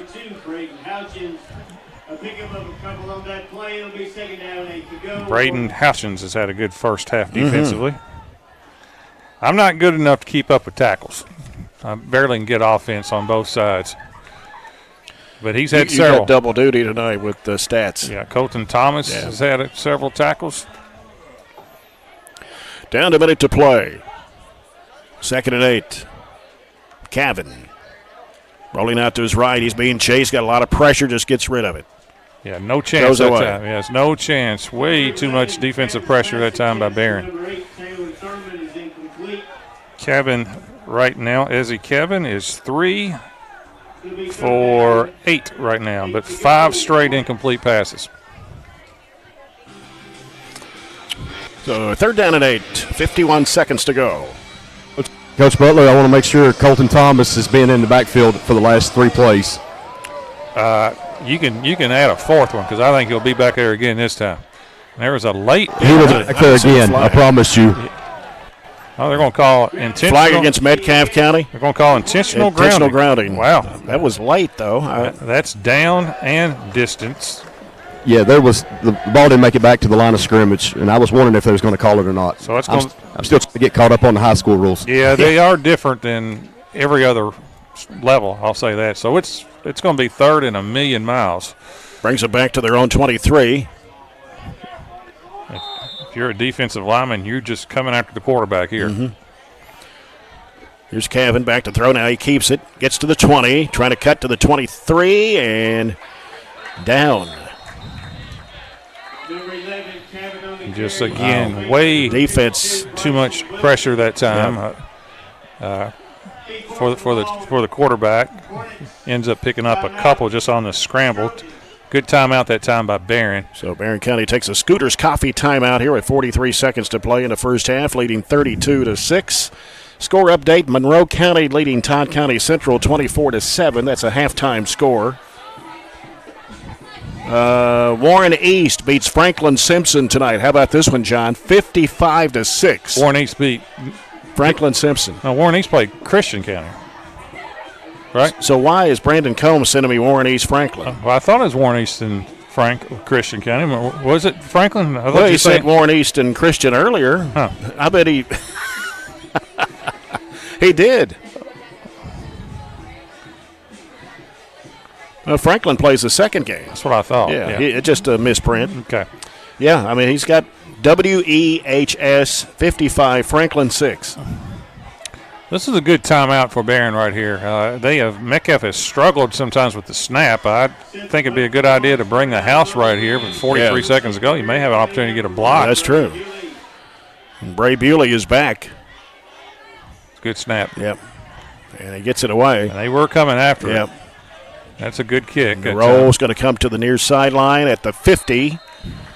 Stops the clock at 35.3. Well, with a good quarterback that Barren has Well, I don't think we have any timeouts left. I think we used our think last we have, one. yeah. But the clock does temporarily stop after every first down. So Barron's more than capable of giving an opportunity right here at 50-yard line. It would help to have a timeout or two in your pocket, but we don't. So we do with 35.3.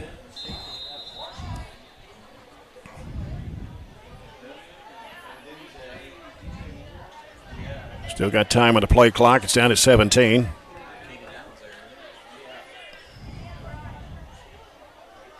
Down to 10. Trojans finally get lined up here. And there's a flag. I don't know. Somebody lined up wrong? I don't know how you get a penalty when I don't know. We weren't even lined up yet. Another sideline warning. Sideline warning. And your second one, there is the penalty. Well, that's the second one, right? That's the second one, so that's a penalty right there. That may be a point of emphasis. It seems a little picky to me. Yeah. I didn't see anybody in any way affected by it. Maybe James. Is James Brown down there? Yeah, James Brown just walked by me and said that this is an emphasis this year. All right. Yeah, you got to emphasize something. Oh, yeah. All right, Spillman. Got plenty of time. Throws it across the middle. Caught by Bewley at the 40. Gets to 35, and it's going to take a couple of Hornets to try to bring him down. They need to stop the he got forward motion at the 32, and they just kept on trying to push him back. Gain of 23. Great pass, too, by Spillman. Yeah. So another Edward Jones, financial advisor Jamie Harris, Sheila Perkins first down. And just killed it that time. Yep. Give, again, the offensive line a tremendous job of blocking that time. Tate had he padded the ball about 2 or 3 times before he even released it, so he had great time that time.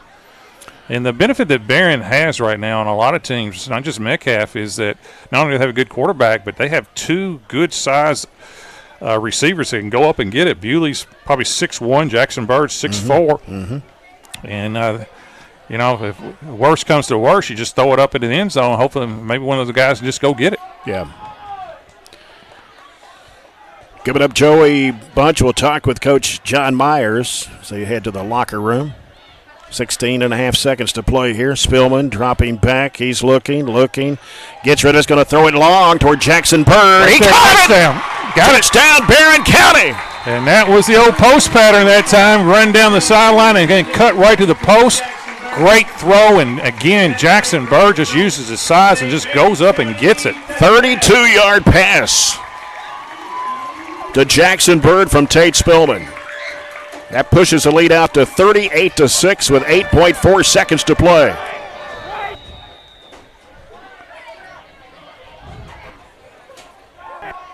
And trying to go for 2.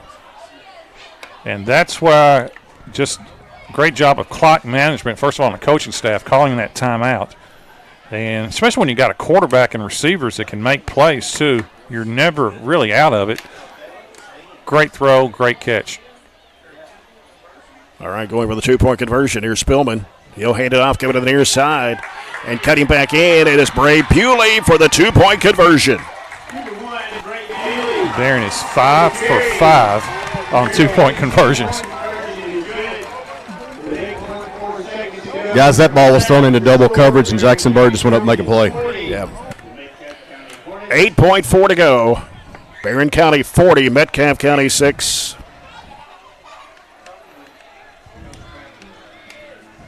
That's Jackson Bird's first touchdown tonight. Don't think you can draw up a better first half. Nope. From the Trojan perspective. That is true. New offense, and it's unbelievably effective, both on the ground and also through the air. And it's always a benefit to throw when you want to throw, not when you have to throw. Yep. Braden Houchins will kick off from the 40. Got Kirkland and Patterson. Yeah, Kirkland will not touch this ball. It should be a short little squib kick. No way you kick it to Kirkland. And it's going to be caught at the 29. That's Craig. Ooh. Good gracious. Man. 14 for Barren. It's like a laser coming through there. Cameron Crawford. Looked like they shot him out of a cannon. Thank you. Every kickoff returners went to number 24, so the game plan has been followed very well on kickoffs, who not to kick it to. Yeah. Would not be surprised if Metcalfe just takes the knee to go into halftime. They may run it. I don't know. Barren very wisely has their safeties about 20 yards down the field, just in case somebody gets loose or gets by. Yeah, they're going to send 2 receivers to the right and 1 to the left.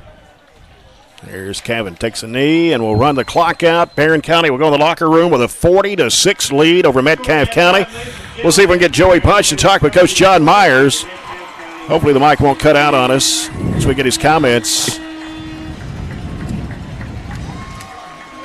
Guys, can you hear me there? Right? Yeah, go ahead.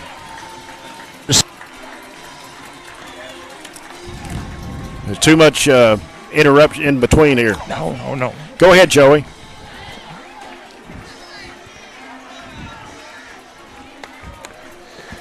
You're okay.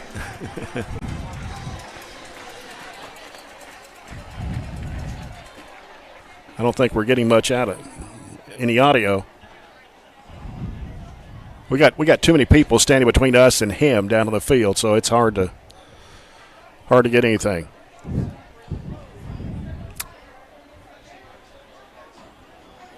So I think you had technical difficulties, Jay. Here's what I can tell you. He's happy with the score, but he's not happy with some of the execution. I think he still wants to work on. He said they're a long ways from where he envisions them from being. So I think that kind of tells you what kind of coach he is, the intensity he's got. It's just that's what a coach would do. And the first game of the year, you don't know what the expectations are, but here you are, and it's 40-6 at halftime, and he wants to see it even better. He's like, score is great, but not where we want to be from what he envisions. Yeah. So, all right. Well, halftime report coming up. Brought to you by Glasgow Electric Plant Board. Trojans 40, Metcalfe County 6. And you're following all the action as you're listening to Barren County Trojan football. Brought to you by Don Franklin Glasgow on 104 The Score.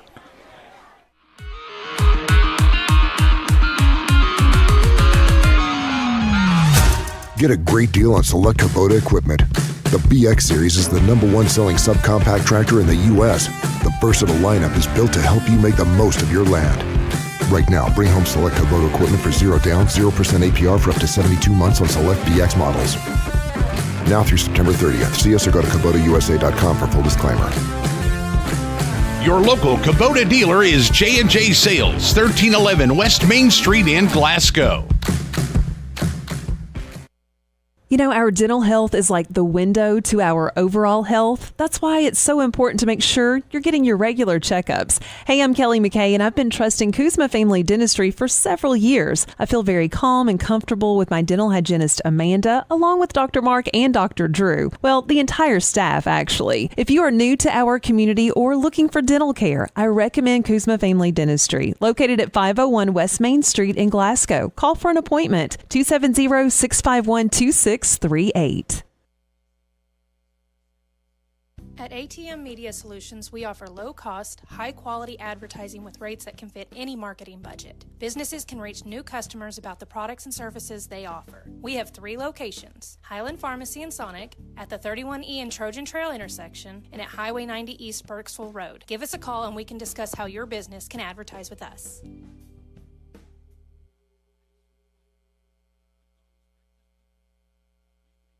I just did it, but I waited way too long. Trust me, it's about time you left cable TV behind and started saving with MyStream TV from SCRTC. Already have TV with SCRTC and you still have cable boxes and wires everywhere? Talk to SCRTC about MyStream TV and compare it to your current service. The best thing about MyStream TV, you'll save money and get up to 1 gig symmetrical internet. Visit SCRTC.com and click on the MyStream TV logo at the top to start saving on cable today. Hey, son, what you doing? Daddy, I'm going to own a dealership one day. All right, I'll dream with you. From one small dream to over 25 dealerships in the state of Kentucky, we have set out to provide Kentuckians with reliable vehicles and the best customer service for over 50 years. This may have started with a simple dream, but our dedication to our customers will go on for generations.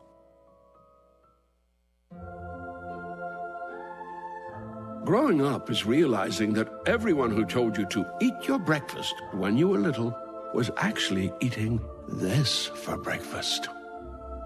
It's your turn to take your place at the breakfast table and savor the taste of culinary independence with freshly toasted bagels at McDonald's. Indulge in the breakfast you've always wanted and start the day off the right way, your way.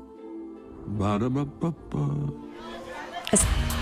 It's the Glasgow Electric Plant Board halftime report. Jay Turner with John Butler. Joey Bunch, our sideline reporter tonight. The Trojans 40, Metcalfe County 6. This halftime report brought to you by Glasgow EPB, offering high-speed fiber and internet powering your home and family. Here's the scoring summary for the first half. First touchdown came at 4:35 to go in the first quarter on a 6-yard run by Barren County quarterback Tate Spillman to give the Trojans the first lead at 6-0. And then Briggs Harris scored a 2-point conversion to make it 8-0 Barren County. Minute 20 to go in the first quarter. Waylon Clemens for the Trojans scores at a 5-yard run to extend the lead to 14-0. He also scored the 2-point conversion at a pass from Tate Spillman to make it 16-0. That was the score at the end of the first quarter. In the second quarter with 7:55 to go, Metcalfe County quarterback Ezzie Cavan had a 3-yard run to make it 16-6. The 2-point conversion failed. That's their only touchdown of the ball game so far. Second touchdown of the quarter came at 6:59 to play when Barren County's Briggs Harris scores from 45 yards. Jackson Bird made the 2-point reception and the conversion to make it 24-6 Barren County. Minute 38 to go in the second quarter. Barren County quarterback Tate Spillman scores his second touchdown of the night on a 1-yard run. Corbin Wells scored the 2-point conversion to extend the lead to 32-6. And then with 8.4 seconds to go in the second quarter, it was Jackson Bird on a 32-yard pass from Tate Spillman to extend the lead to 38-6. And then Bray Bewley scored the 2-point conversion. And that's where we are right now. Barren County 40, Metcalfe County 6. All right, let's look at the stats, and these are very unofficial stats, Jay. But anyway, Metcalfe rushed it 21 times for 32 yards in the first half. They were led on the ground by Byron Kirkland. He carried it 11 for 38. Through the air, Ezzie Kevin was 3 out of 8 for 39 yards. Total yards for Metcalfe, only 71. They had 4 first downs. They were penalized 5 times for 35 yards, and they turned it over twice. For Barren County they rushed it 18 times for 165 yards in the first half. They were led on the ground by let's see here, Briggs Harris. He carried it 2 times for 54 yards and a touchdown. Tate Spillman carried it 5 times for 19 yards and 2 touchdowns. Waylon Clemens carried it 3 for 15 and a touchdown. Cody Kearney, one of the 2 fullbacks that was used, carried it 6 for 34. And Corbin Wells, the other fullback that came in, carried it 3 for 43. Through the air, Tate Spillman was 3 out of 5 for 63 yards and a touchdown. We don't count the 2-point conversions in those stats, but he threw a couple of those for touchdowns as well. Let's see here. Jackson Bird caught 2 for 38 and a touchdown. Bewley caught 1 for 23, and then we had several 2-point conversions that were caught as well. Total yards for the Trojans first half, 228. They had 9 first downs, penalized 6 times for 35 yards, and did not turn it over. I would say overall a very successful first half, obviously up 40-6. Yep. That's our EPB halftime report. And when we come back, John, we'll run down all the other games or all the other sports going on at Barren County High School. Return after this break. It's Trojans 40, Metcalfe County 6. And this is Trojan Football brought to you by Don Franklin Glasgow on 104 The Score. Established here in Glasgow, Kentucky in 2008, the People's Bank in Glasgow is still serving you on the corner of Industrial Drive and West Main Street. This is Terry Bunnell, Chairman, President, and CEO of the People's Bank. Not only do we offer a variety of checking accounts to meet your specific needs, we offer a variety of services to make sure not only you, your family, and farm are taken care of, but your business as well. And your money stays local in our community. The People's Bank, now serving you in Glasgow and Cave City. Member FDIC. Welcome to Glasgow, Kentucky. This ain't no ordinary small town. This is Broadbandville, USA. People here weren't willing to sit around until one of the big telecommunications companies got ready to wire them up. They just decided to do it themselves.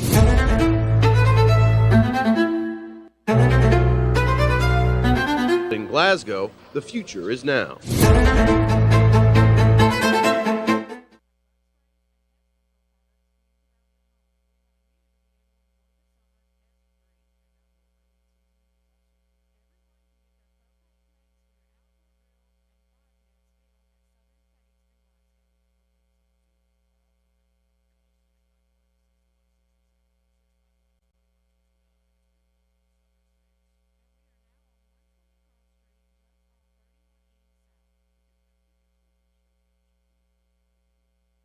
You know, our dental health is like the window to our overall health. That's why it's so important to make sure you're getting your regular checkups. Hey, I'm Kelly McKay, and I've been trusting Kuzma Family Dentistry for several years. I feel very calm and comfortable with my dental hygienist, Amanda, along with Dr. Mark and Dr. Drew. Well, the entire staff, actually. If you are new to our community or looking for dental care, I recommend Kuzma Family Dentistry, located at 501 West Main Street in Glasgow. Call for an appointment, 270-651-2638.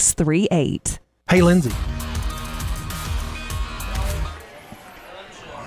Hey, welcome back to Trojan Field. Jay Turner with John Butler and Joey Bunch, our sideline reporter. We're at halftime with the Trojans leading Metcalfe County 40-6. And a couple of updated scores here. Caverna and Muhlenberg County. Muhlenberg County up 30-28 at halftime. Shootout over Caverna. Monroe County 24, Todd County Central 7. And I believe that's all I have so far. I don't have another update on Glasgow LaRue. I had a halftime score. It's been a while. 26-0 Glasgow. That's maybe over at halftime. It could be a running clock in E-Town. Could be. So, John, let's talk about other sports going on. We got volleyball just started this week. Got golf continuing, and soccer is going on, and some other stuff. All right, let's go backwards. We'll start with last night in volleyball. The Lady Cats of Franklin defeated Barren County 2-1 in a close one. 25-21, 22-25, and 25-20 in the final set. Barren County won in JV and freshman against Franklin. Boys golf yesterday. Russell County defeated us 156-172. The reason why is the low score counts in golf, Jay. Lower's better. Individually, Braden Furlong shot a 36, and Cameron Pippin 41, Jay Hutchins 47, J.P. Ross 48, and Jacob Spence 51. Girls soccer, girls got a good win, defeated Franklin 2-0. In boys soccer, Barren in a district match defeated Allen County Scottsville 5-3.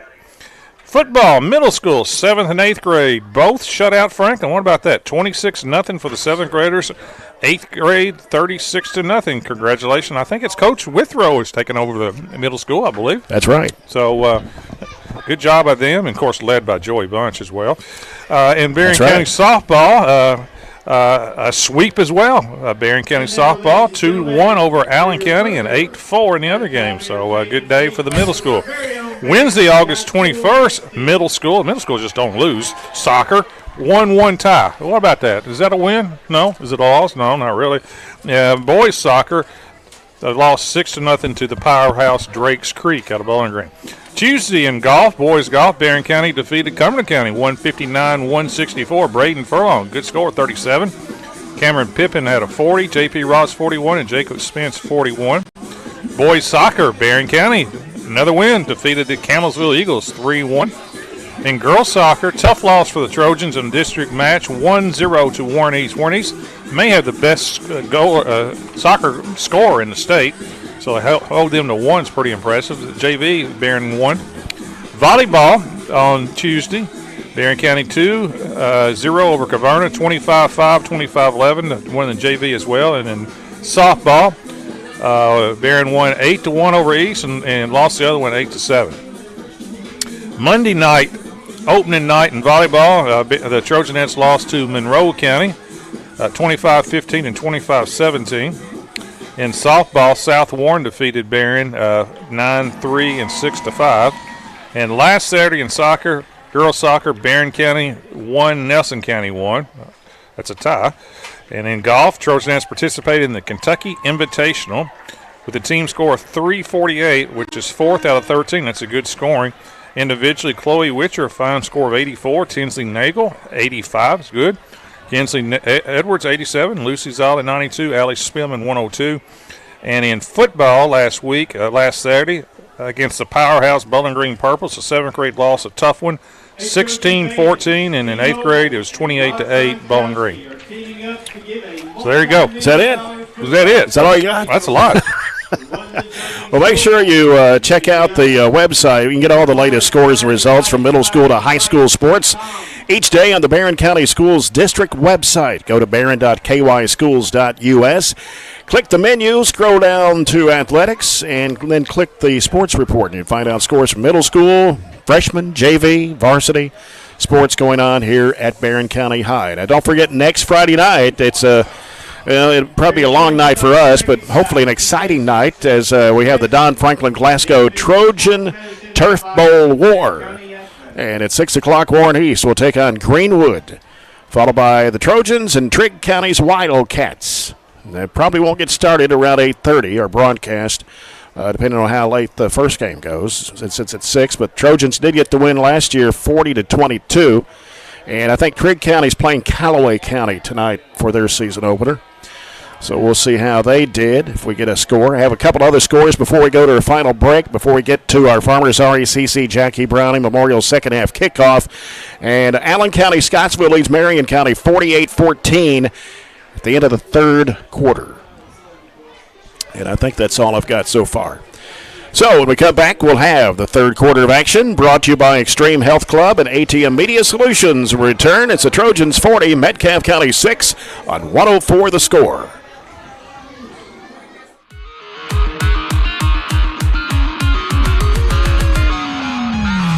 Hey, Lindsay, it's been really hot, and with warm weather comes pests. Well, Billy, at Southern States, we have bug sprays and pest control products to use around your home. We want you to be able to enjoy the summer pest-free. And outdoor grilling season is also here. Everyone can get their propane tanks for your outdoor grills and fire pits filled at Southern States in Glasgow. Propane summer fills are also coming up. Call 651-6167 or 651-2159 for your local Southern States. And we are now on 120 Cross Street, just off 31E South. Get a great deal on select Kubota equipment. The BX Series is the #1 selling subcompact tractor in the U.S. The versatile lineup is built to help you make the most of your land. Right now, bring home select Kubota equipment for 0 down, 0% APR for up to 72 months on select BX models. Now through September 30th. See us or go to KubotaUSA.com for full disclaimer. Your local Kubota dealer is J&J Sales, 1311 West Main Street in Glasgow.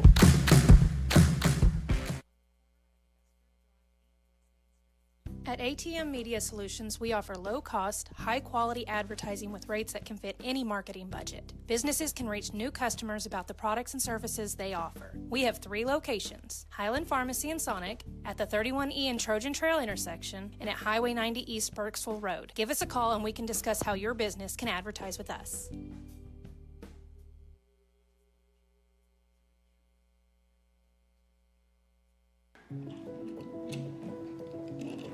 Hey, son, what you doing? Daddy, I'm going to own a dealership one day. All right, I'll dream with you.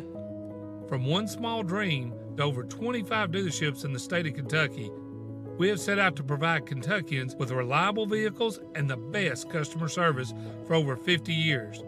This may have started with a simple dream, but our dedication to our customers will go on for generations.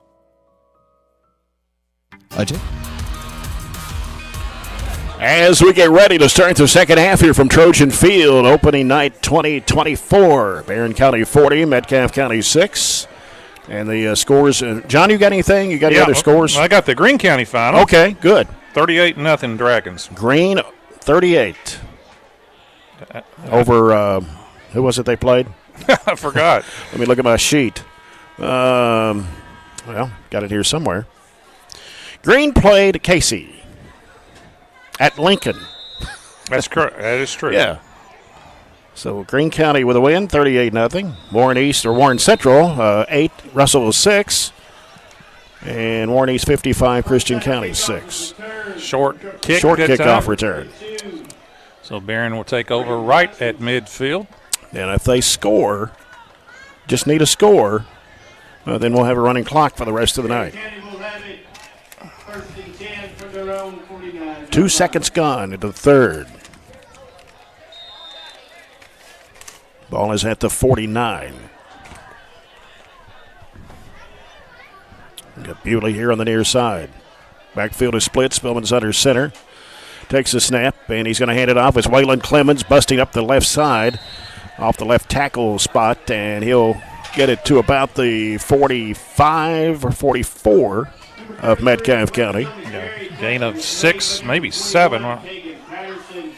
That's 7. Yeah, it'll be second down and 3. Did we have the lighted down marker last year?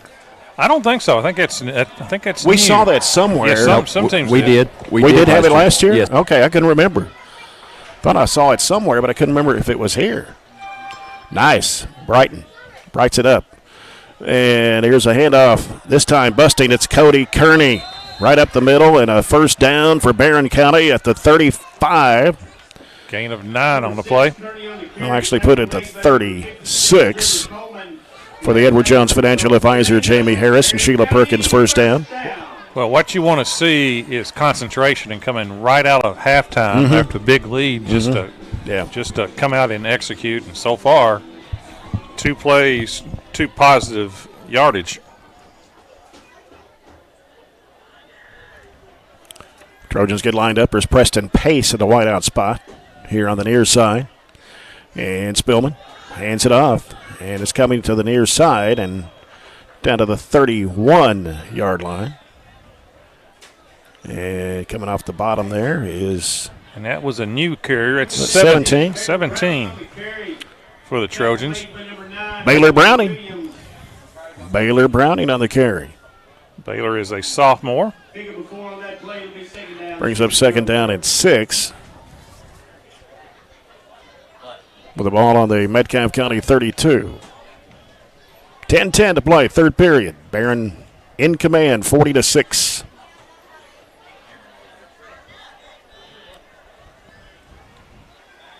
And we got... It's going to be an illegal procedure on the one of the linemen. I couldn't really tell who it was. I'm not going to be too critical of our line. They've been tremendous tonight. Yep, so a loss on the play. It'll be second and 11. Backed up to the 37-yard line.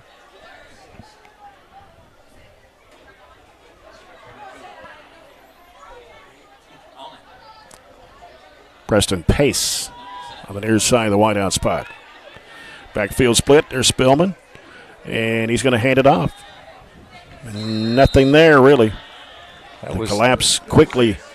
They've got a yard. That's Cody Kearney. That's the best job that Metcalfe has done all night on stopping the fullback. No gain on the time.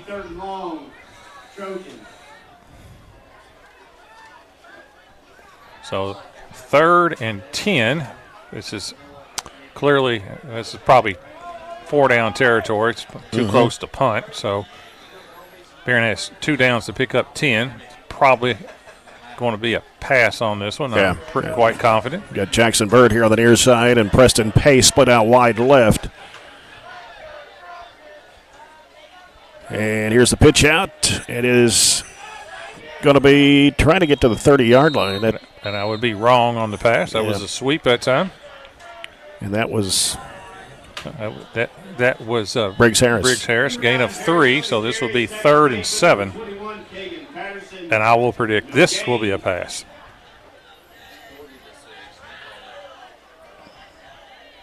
Just need one more score for a running clock.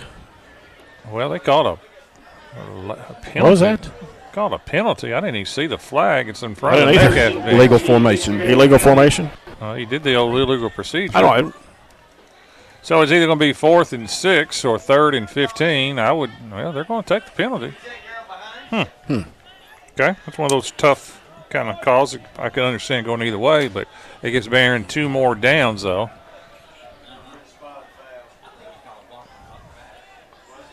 I think we might see this one aired out.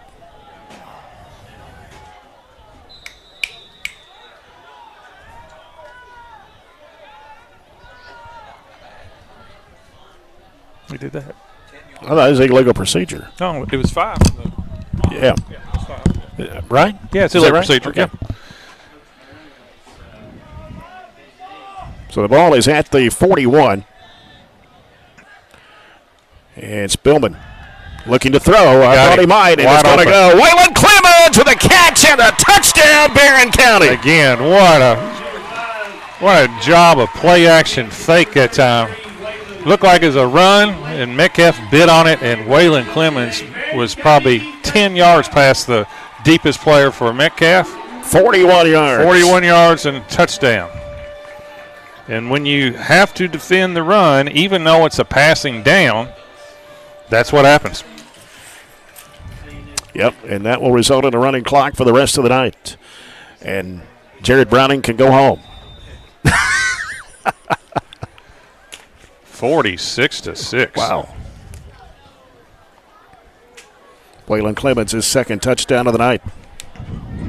Scored back in the first quarter with 1:20 to go on a 5-yard run. Trojans going for the 2-point conversion. Haven't attempted an extra point tonight. Trying to go 6 for 6, and it's not going to get there. First one they didn't First get. one. That was a good play that time by number 75 for Metcalfe. Trig Acree. 5'9", 285. Yeah, Baylor Browning tried to score the 2-point conversion, just couldn't get it over. So the 2-point conversion failed, and we are in a running clock regardless for the rest of the night at 46-6. That means the game will be over in about 20 to 25 minutes. Well, give or take. Got a quarter break. Yeah. Well, we'll say 30. It might game maybe over by 9:10, 9:15. Joey Bunch gets an early night. I'm standing in here.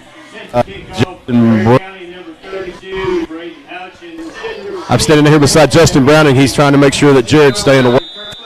Got to hold your arm out to the left. Yeah, I'm trying to hold it out. I'm not moving right here. So I'll go ahead and. Here's a kickoff. Waving for a fair catch at the 29.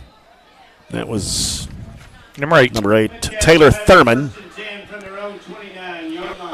Go ahead, Joey. So Jay, I'll go ahead and I'll confess right now to everyone. So if you want to fire me right now, it's okay. Coach Myers told me at halftime that is the first time in his career he's ever done a halftime show, and it didn't do any good. Well, we'll see what his response is at the end of the game. At the end of the game, so maybe we can make. I'm going to stand right here. This is my spot. I'm going to be at the 26-yard line, and I'm going to tell him he's going to have to come to me. Oh, me. Here's Cavan from Metcalfe. Going to air this one out across the field. It is going to be caught. Wow, what a catch. That's by, was that Aiden Harrison? Was that number 5? I thought it was 5 or 8. Yeah, it was Harrison. Man. He was right on target for that one. Number 5, Aiden Harrison is complete. It's down at the 31-yard line. Yeah, we're going to give him 36 on that. That was a great throw that time.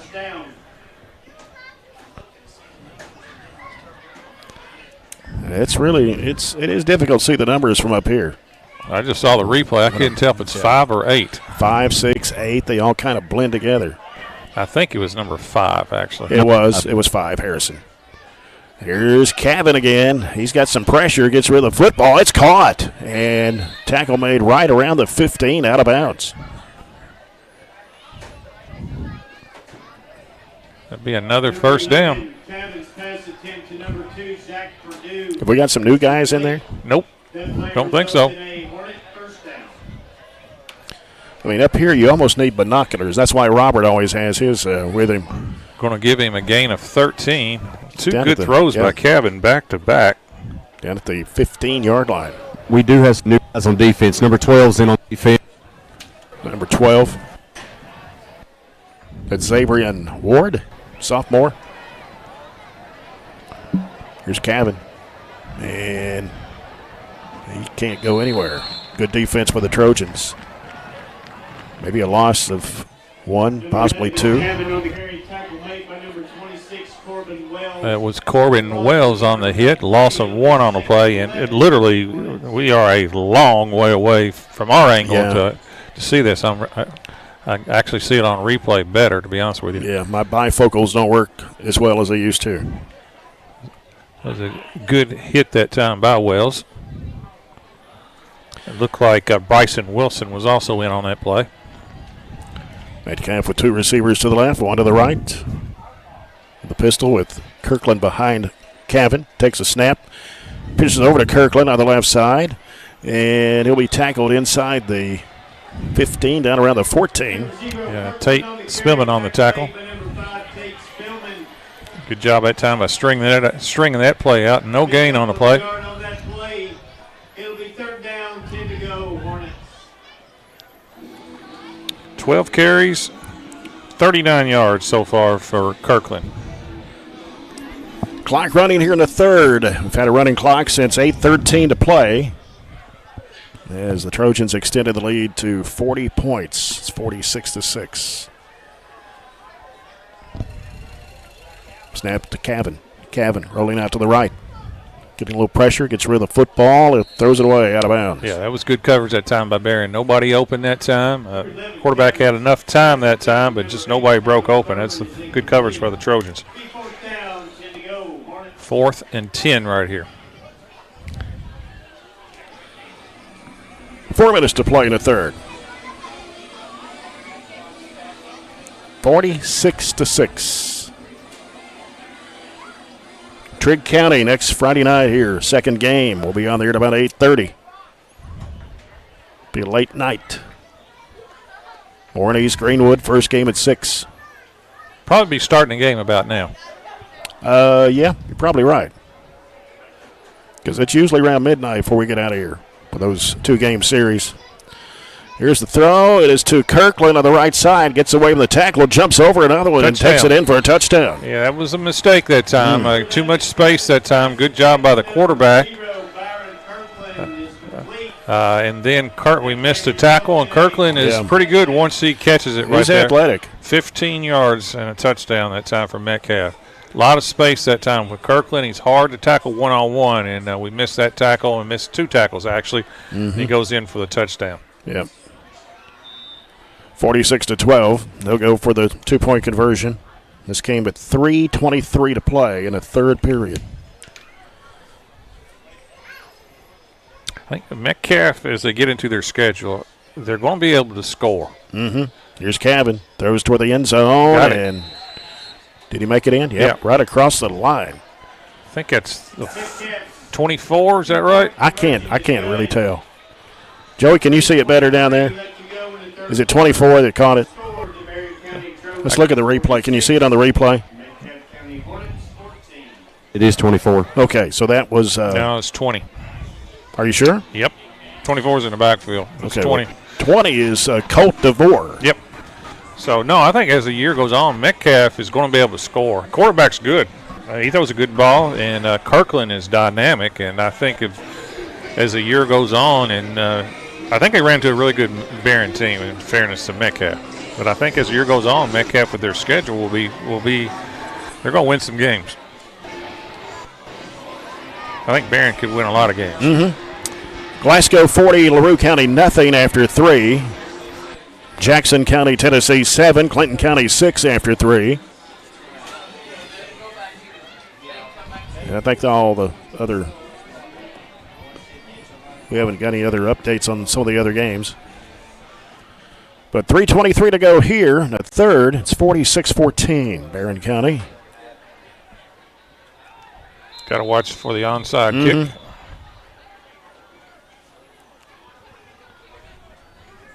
And sliding down to get it at the 35.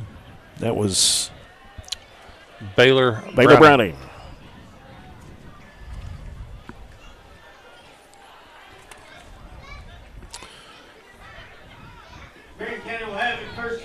You all were talking about Metcalfe's quarterback. He is just tall, got a lot of athleticism. I totally agree with you all. Throughout the year, he's going to have a very impactful upon the games that they win and every game they play in. That was a good ball. Mm-hmm. Yep. Got a new quarterback in. At 14, it's Cameron Crawford.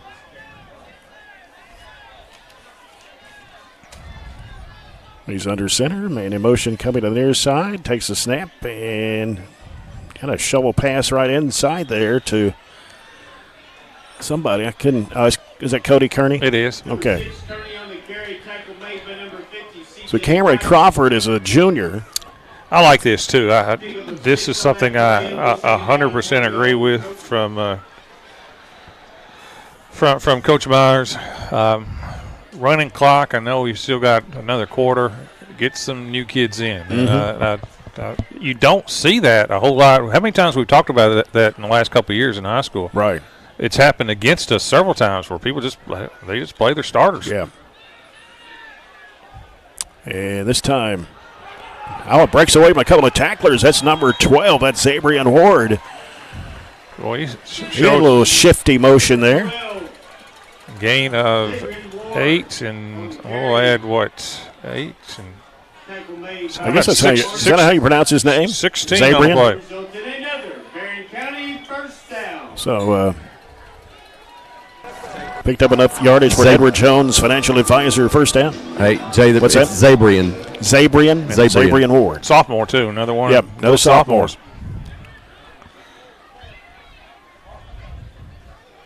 Trojans have a receiver on the left side. There's some new numbers in 37 is one of the tight ends. Yeah, that's Tyson Miller. Just fumbled the snap, though, and also a penalty. Those are the things that are correctable that I'm sure Coach Myers will work on. Of course, he's got a new quarterback in the game, too. Yeah, Weston Shelton playing a wide receiver, number 81. He's a freshman. I think that was blown dead beforehand, though. If not, I don't know why Metcalfe would take it. It's got to be 1st and 50. Yeah, 50 Cole Meadows, one of the linemen. He's a freshman as well. Trying to recognize everybody out there. And while the officials are trying to figure things out, the clock keeps running and finally stopped. It's either it's either 2nd and 10 or 1st and 15. I didn't think Metcalfe would take the penalty, and they didn't. So it's actually a 1-yard gain on the fumble. Got to put the ball at the 39-yard line. Now the clock will run. Don't have to snap it if we don't want to. Crawford with Ward in motion left. Takes the snap. Hands it off. It's Wells, I believe. 26. Yep. Corbin Wells. And that will finish the third quarter. So after 3 here at Trojan Field, Barren County 46, Metcalfe County 14. We got one more quarter to go, and we'll be back. This is Barren County football, brought to you by Don Franklin Glasgow on 104 of The Score.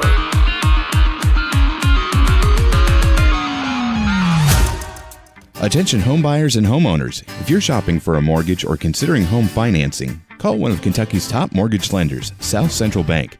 Recognized as the area's best mortgage company, we are ready to help you walk through every step of the borrowing process. With experienced lenders and a full range of loan solutions that suit your budget, South Central Bank can make your dreams become reality.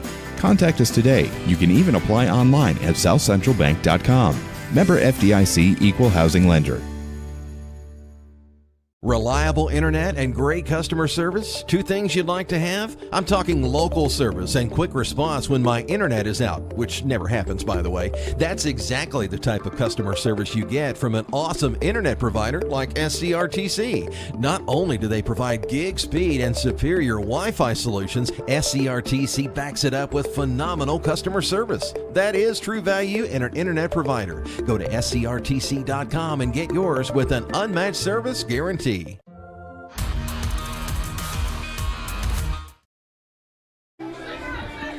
Final 12 minutes left here at Trojan Field. Barren County 46, Metcalfe County 14. This fourth quarter is brought to you by CPC Commodities, proven in our farm and made for yours. Jay Turner with John Butler. Joey Bunch on the sideline as we get set. Barren County moving from right to left. Spillman under center. Got Ward in motion to the right. Handoff comes left. And tackle made about the 38. That is. Was that Wells on the carry? No, it's Browning. I thought it was Browning. Yeah, 17. No gain. It'll be 4th and 5 to go. Trojans. 4th down and about 5.5. Got a few scores. It's filtering in now. We'll pass those along to you here in the next break. We can tell you Monroe County is ahead 31-13 over Todd Central after 3. Not surprising.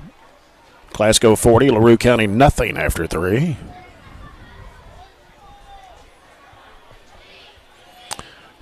Cameron Crawford, a quarterback here in the fourth quarter.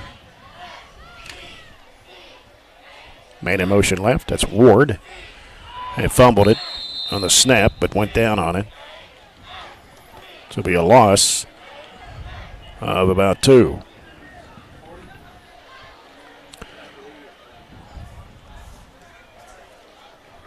That was on 4th down, right? Yes, it was. And so Metcalfe will take over with 10:43 to play and the clock running here in the 4th.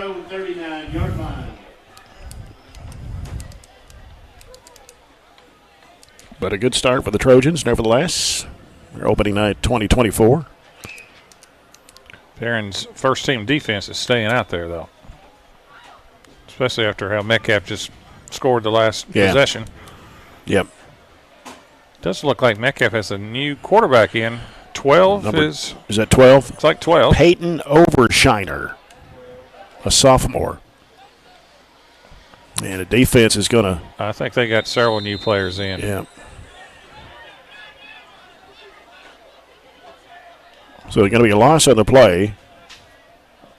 Number 22, Emory Bridgewater on the carry. Emory Bridgewater, a freshman for Metcalfe. No gain on that play. There is and a penalty after the play. It's going to be unsportsmanlike on somebody. I'm not for sure. Metcalfe subbed a ton of people just back in. Mm-hmm. And Barren is now subbing people out. Yeah, we got Cash McGuire, number 35. And let's see. Joseph Dubry, 13. Unsportsmanlike on Barren. And let's see. Yeah, Barren is now. I think Barren thought maybe Metcalfe was running their first team offense out. And instead they ran a lot of their second string out. So now I think Barren is taking their kids out. Got 64, Landon Medley.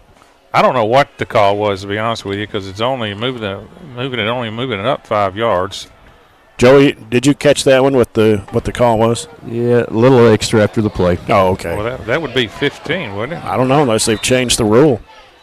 Or it was a penalty on them, so I don't know if it was all set. I don't know. It was a sack, I guess, and then I went right through the legs of the quarterback, and that'll be a big loss for Metcalfe. Just kind of scooted underneath him. Loss of 10 on the play. So they're going to be. It's going to be at the 30. Fumble was recovered by number 12. Yeah, quarterback is Peyton Overshiner. Overshiner. It'll be 2nd down and long. At 40 coming in the game for Barren. 40 is Connor Thomas. Connor Thomas. Is he a brother to Colton? I don't think so. Another fumble by. Another fumble. Metcalfe. Did they recover it? I think. Well, no. Nope, Barren did. Let's see who gets. Who's off the bottom of the stack? Last one up is number 20. Is that Corbin Wells? 26? 26. Yeah, it'll be Corbin Wells, right? Yeah. That's Metcalfe's third turnover. By number 26, Corbin Wells. I don't even know who to give that turnover to. I know who got it. I'm just kind of lost track, to be honest with you. Been a little wild here the last couple of minutes. Well, a lot of new players in, which is right. which is good. Yeah. Got 50. 50 Cole Meadows. I think I mentioned him a minute 62. ago. 62. I don't have a 62. Got a new quarterback, number 9. That's Briggs Harris. Number 9, Briggs Harris. And he's going to keep it. Gets across the 20 to about the 18. Number 9, Briggs Harris. Going to give him about 8 on the play.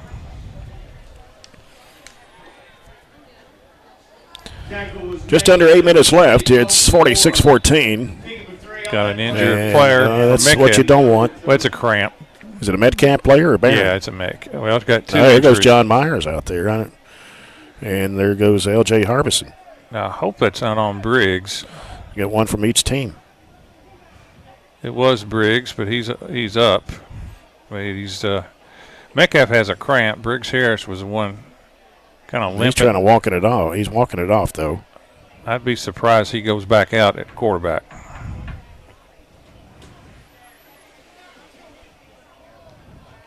Briggs had battled a leg injury for a while, too. And Colt DeVore is the player shaking up for Metcalfe. Yeah, cramp. He's okay. So I guess we're going to have a timeout here or just stop in action for Yeah, it's an injury timeout. Yep. Got a few scores here. Franklin Simpson 14, Davies County nothing after one. That's the second game of that bowl doubleheader. It's Crawford. Crawford's going to go back in. Yep. Got 77 and one of the linemen. 77 is Sean Brody, who played earlier tonight. 72 is Alex Sawyer. 81, one of the receivers. 81, Weston Shelton, a freshman. 37, Tyson Miller. Here's Crawford under center with a backfield split. And pitch out coming to the near side, and not much there, if any. I think maybe a loss of 1 yard. Yeah, we had 2 people in motion. Yeah. They should have been stopped beforehand. We had 2 people in motion at the same time. So that'll bring up second down. Well, they're not going to say it was. It should have been blown down first, flags. But they didn't. Was that 17? Was that 17? Was that Browning that ran Browning. it? They'll probably, I don't know what they're going to do. So 2 hankies were thrown out there. So what? One still hasn't been picked up yet. Well, they took the penalty. Yeah. It has gotten very sloppy at the end. A lot of substitutions and so forth. Luckily, the clock is continually moving. Yeah. So the Trojans are backed up to the 25.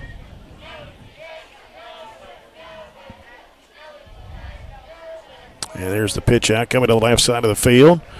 And that is Ward. Taking it down to about the 15-yard line. Be a gain of 10. He's got some speed now. I want to give him 9. He's going to be about a yard short.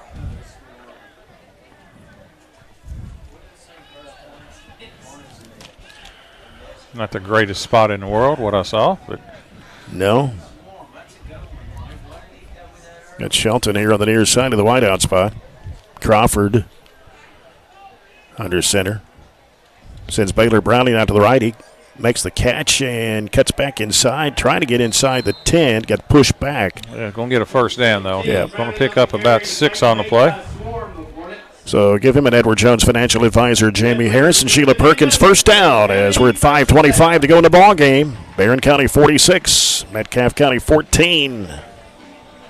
Ball is at the 11. And it's 9 o'clock at Trojan Field. You're listening to 104.7 FM and 1230 AM, WCDS Glasgow, online at 104thescore.com, BCHS Live on our cable channels 19, EPB, 97 for South Central. And Crawford on a long count. He's going to keep it, runs it to the left side of the field, trying to cut back in, dives in for the touchdown. Got it. Cameron Crawford. Gain of 11 and a touchdown. At 4:47 to play in the ball game.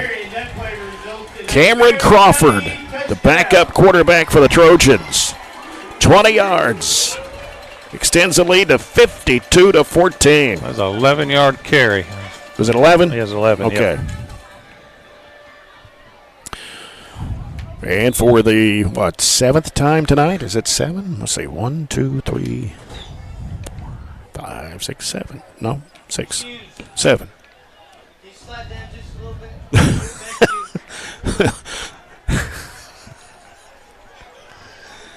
Miss Hughes is in the way. The old principal. Happy birthday to Miss Hughes, by the way. Here's a 2-point conversion in. And who was that? 26. Was that Corbin Wells? Let me see here. I don't know. 27. 27. Steele Whitaker. Steele Whitaker, is that right? He's 27. Yep. 2-point conversion. 54-14. Well, if that's an indication of things to come this year, it's going to be a fun year. Mm-hmm. So Crawford gets a Hatcher and Sadler Funeral Home touchdown. Steele Whitaker with a 2-point conversion. 54. When was the last time we scored 54 in a game? I don't know. You may have to do a little research on that. Joey, while you're down there, just do a little research. See if you can tell us. I don't have time to look at it up here. 54-14. 4:44 to play. Patterson and Kirkland back for Metcalfe, and Braden Houchins will kick off. And it's going to be fielded, but not going anywhere. Get around the 30-yard line to about the 31. Patterson on the kickoff return for Metcalfe.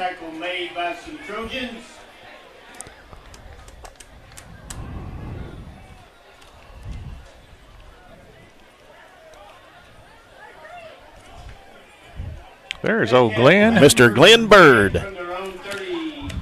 Yep. So Metcalfe has it at the 33. 4 minutes to play. He did. Happy birthday.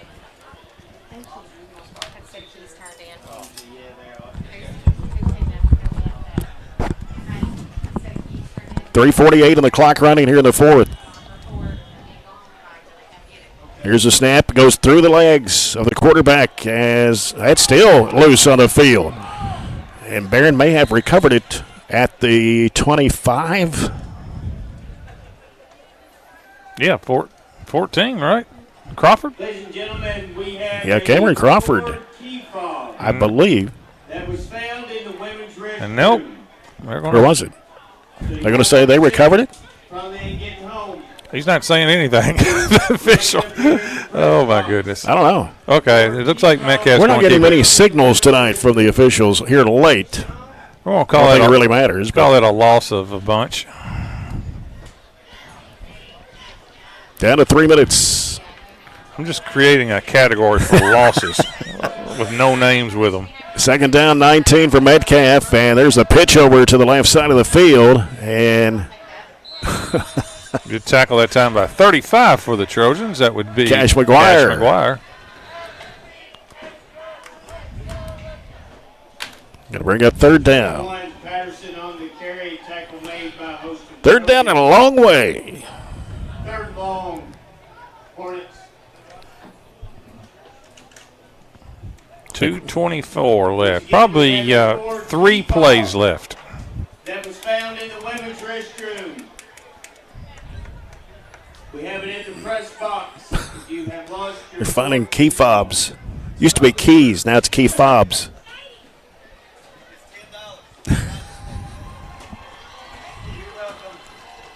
Third down and a mile. Snap goes to the quarterback. He's going to keep it. Being chased, coming to the near side of the field. He's going to be tackled at about the 15. 35 for the Trojans. Is that Overshiner, number 12? Yep. The quarterback for Metcalfe? Cash McGuire. Cash McGuire. Overshiner on the carry. Tackle was made by number 35, Cash McGuire. 40-7. Glasgow beats LaRue County tonight. The game at LaRue up in Hodgenville.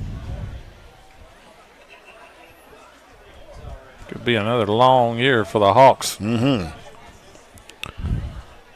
I think it's possible this could be the last play. It could be, yep. Just punt it. Just over a minute to play. I don't think Barren is in any hurry either to get off any more plays. Get the punt away. Takes a high bounce. And will stop right around the 44-yard line where Barren will have it with 1 minute left. If we do take it, I think we'll take the old knee, wouldn't you? Yep. Trenton McGuire just texted me and said September 13th, 2019 was the last time we scored 52 points. That was against Monroe County, 52-6. So it's been 5 years. Wow.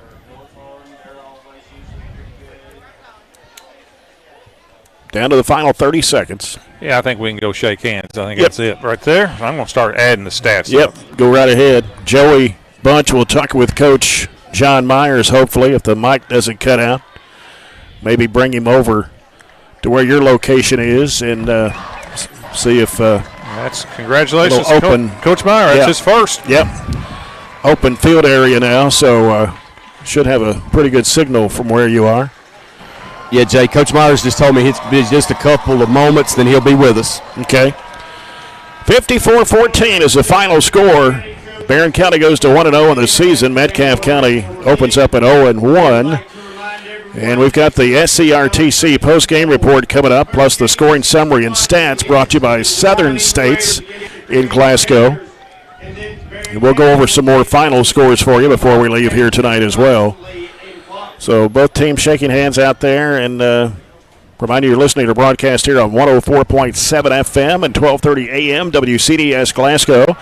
Online at 104thescore.com. BCHS Live tonight on our TV channels. EPB Channel 19, SCRTC Channel 97. And we're on YouTube as well, /BCHS Live. Appreciate everybody listening in tonight. And has Joey got Coach Myers out there, or not yet? He's wanting to gather the team together. They've got something they want to do, so hang tight just a moment. All right.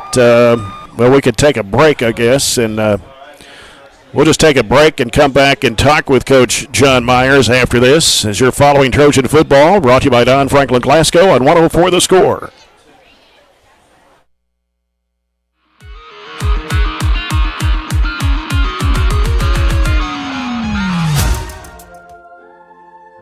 Growing up is realizing that everyone who told you to eat your breakfast when you were little was actually eating this for breakfast.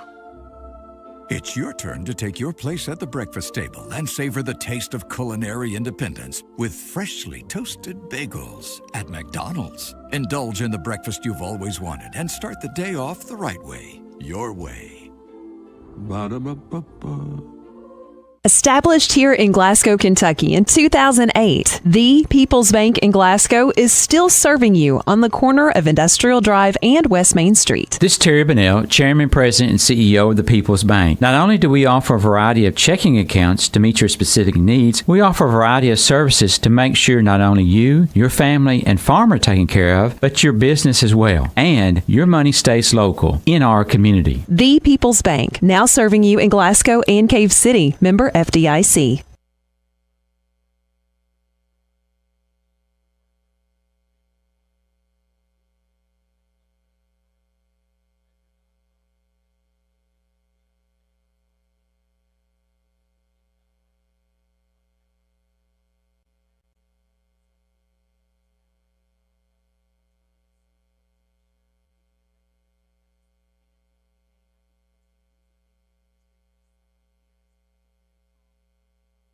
Hey, Lindsay, it's been really hot, and with warm weather comes pests. Well, Billy, at Southern States, we have bug sprays and pest control products to use around your home. We want you to be able to enjoy the summer pest-free. And outdoor grilling season is also here. Everyone can get their propane tanks for your outdoor grills and fire pits filled at Southern States in Glasgow. Propane summer fills are also coming up. Call 651-6167 or 651-2159 for your local Southern States. And we are now on 120 Cross Street, just off 31E South. Welcome to Glasgow, Kentucky. This ain't no ordinary small town. This is Broadbandville, USA. People here weren't willing to sit around until one of the big telecommunications companies got ready to wire them up. They just decided to do it themselves.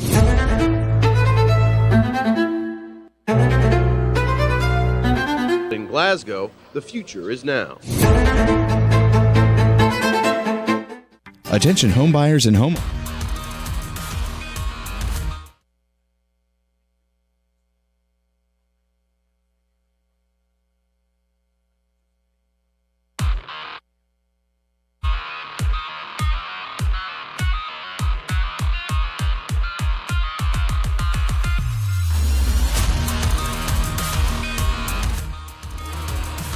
Trojans win at 54-14 over Metcalfe County tonight, and to start the season at 1-0. Coach John Myers, his first season as head coach of the Barren County Trojans.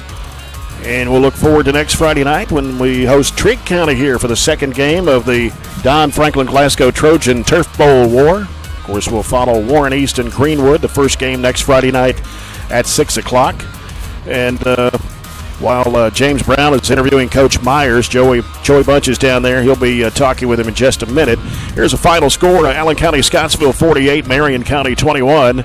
Caverna leads Muhlenberg County after 3, 42-30. And we told you Glasgow beat LaRue tonight 40-7.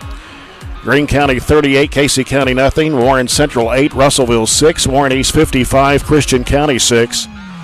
I think that's all the finals we have right now. Monroe County was up 31-13 over Todd County Central after 3. That's about, I think that's all. Of course, Greene County won tonight. I mentioned that 38-0 over Casey. So lots of scores coming in. Still some late night games. Franklin Simpson and Davies County, second game of the doubleheader. Jackson County, Tennessee was ahead of Clinton County 7-6 after 3. And we'll talk to Joey for a second while he's waiting for Coach John Myers. Joey, good opening win here for the Trojans tonight. Great opening win, Jay. And you can't say enough about the crowd, the enthusiasm. Our student section, I looked over one time in the third quarter. Our student section was just loud in the third quarter as it was in the first and second quarters.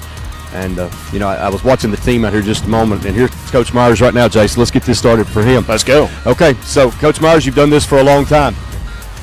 As far as the expectations coming in tonight, what do you take away? I was hoping and take control of the football game the way we did tonight, but you never know if that's going to happen. LJ Harbison does a tremendous job over at Metcalfe County. He always has those kids in good position. He has those kids that they play hard. They do everything right. They work hard in the weight room. So I knew it was going to be a tough ball game, and they had a couple things that went against them early. We capitalized on a couple of those turnovers down close, and then we got some confidence. Our hats off to our offensive line. I thought our offensive line did a tremendous job opening holes for our backs. Alex Sawyer and Charlie Poland, Ethan Bertram, Sean Brody, Ryan Harrison, Jackson Bird at the tight end. Tate Knight came in there. So those guys I felt like our offensive line did a good job. My hat's off to Coach Gibbons and Coach Perkins with our offensive line. So defensively, I thought we played with a lot more enthusiasm this week and flew around, got to the football. Coach Perkins and Coach Compton, they do a great job of getting those guys ready on the defensive side of the ball. And then Coach Eaton, man, I can't say enough things about what he does to help us on the offensive side and in every phase of our football program. So I'm blessed to have those guys, but our kids played their hearts out, man. Kids played their hearts out. Yeah, you could tell that they were playing hard. And I'm going to ask one more question, Jay, because I know Coach is dying to get in there with these kids. What would you explain the end there at the end after the game? The kids come over here raising their helmets to the sky. Just kind of tell us a little bit about that, because a lot of pride coming out in that, and kind of giving back to the fans. So I'm going to let you talk about that for just a moment. Well, when I was in college, if we won the game, we got to sing a song, and it comes from On Wisconsin. It's the Wisconsin Badgers that do that, But when I was in college, we were the Tigers, so it was On You Tigers, and and that's something I've just kind of I enjoyed. I know how much fun I had singing that song as a player, and so everywhere I've been as a head coach, we sang that song. It was On You Falcons, and then On You Panthers, and now it's On You Trojans. So it's a lot of fun. But I'm not going to You're not going to sing it for us, so here's what I'll say. We're going to leave it. Here's to many more Friday nights of you singing that song here at Barren County. Welcome, Coach. You'll just have to wait till next Friday and we'll sing it together. Hey, congratulations, Coach. Thanks, Joey. Appreciate it. With Coach John Myers and the Trojans winning tonight 54-14. Well, let's look at the scoring summary, and it's brought to you by Southern States Glasgow Co-op at their new location on Cross Street. As we're in the SCRTC postgame report, you can switch to MyStream TV and save on your cable bill at SCRTC. Well, the first touchdown of the night came at 4:35 to go in the first quarter. A 6-yard run by Barren County quarterback Tate Spillman to give the Trojans a 6-0 lead. Briggs Harris comes in and scores a 2-point conversion to make it 8-0 Barren County. A minute 20 to go in the first quarter. A 5-yard run by Waylon Clemens. He also scored the 2-point conversion on a pass from Tate Spillman to make it 16-0. That was the score at the end of the first quarter. In the second quarter, Metcalfe County quarterback Ezzy Caven, 3-yard run. That was with 7:55 to go. The 2-point conversion failed, but Metcalfe scored their first touchdown of the night at 7:55 to go to half to make it 16-6. And then about a minute later, it was Barren County's Briggs Harris scoring at a 45-yard run to give the Trojans a 22-6 lead. Jackson Bird scored the 2-point conversion to make it 24-6. Minute 38 to go before halftime. Quarterback Tate Spillman for the Trojans at a 1-yard run. 30-6 the score. Corbin Wells, a 2-point conversion, made it 32-6. 8.4 seconds to go in the half. A 32-yard pass from Tate Spillman to Jackson Bird made it 38-6 Trojans. Bray Bewley scored the 2-point conversion to extend the lead to 40-6 at halftime. And then we had a running clock with 8:13 to go in the third when Waylon Clemens scored at a 41-yard pass from Tate Spillman to make it 46-6. The 2-point conversion failed. The only 2-point conversion that failed the entire night. Then with 3:23 to go in the third quarter, it was a 15-yard pass play from quarterback Metcalfe County's Ezzy Cavan to Byron Kirkland to make it 46-12. Colt DeVore has scored the 2-point conversion to make it 46-14. And then the final touchdown of the night came at 4:47 to go in the ball game when Barren County backup quarterback Cameron Crawford scored an 11-yard run to make it 52-14. And then Steele Whitaker scores a 2-point conversion for Barren County to make the final score 54-14. Good start, to say the least. Yeah. Let's look at Metcalfe's stats real quick. Final stats: they rushed it 26 times for only 17 yards. It's a little deceiving in terms they had a lot of, especially late in the game, minus 10, minus 11, minus whatever. They had some exchange problems, so they only ended up with 17 yards. The quarterback thought did a nice job for Metcalfe. Kevin, he was 6 out of 12 for 93 yards and 1 touchdown. Total yards for Metcalfe 110.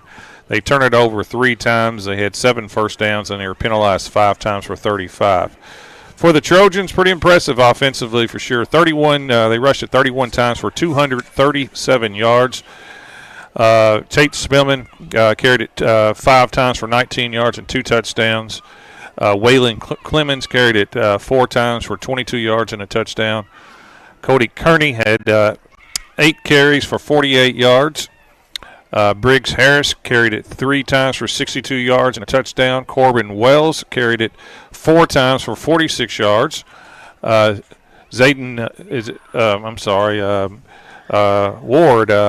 lost the first name. Let's see. Zabrian Ward. Zabrian Ward did a nice job. Came in the game late as a sophomore. Carried it twice for 25.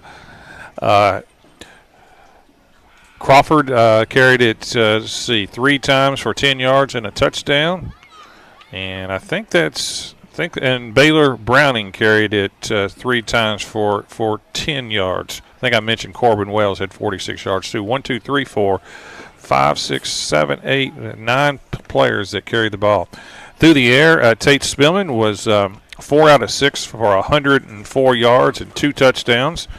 Waylon Clemens had 1 catch, and that was a 41-yard touchdown in the third quarter. Bray Bewley had 1 catch for 23. Jackson Bird had 2 catches for 38 and a touchdown. Total yards for the Trojans, 341. Pretty good in a running clock in particular. No turnovers. 15 first downs, penalized probably too many times. I guess that'd be one correction. 10 times for 65 yards. Very good night for Coach John Myers and the Trojans here on opening night 2024 with a 54-14 win over the Metcalfe County Hornets. When we come back, we'll wrap up our broadcast here tonight as you're following Barren County Trojan football, brought to you by Don Franklin Glasgow on 104 The Score.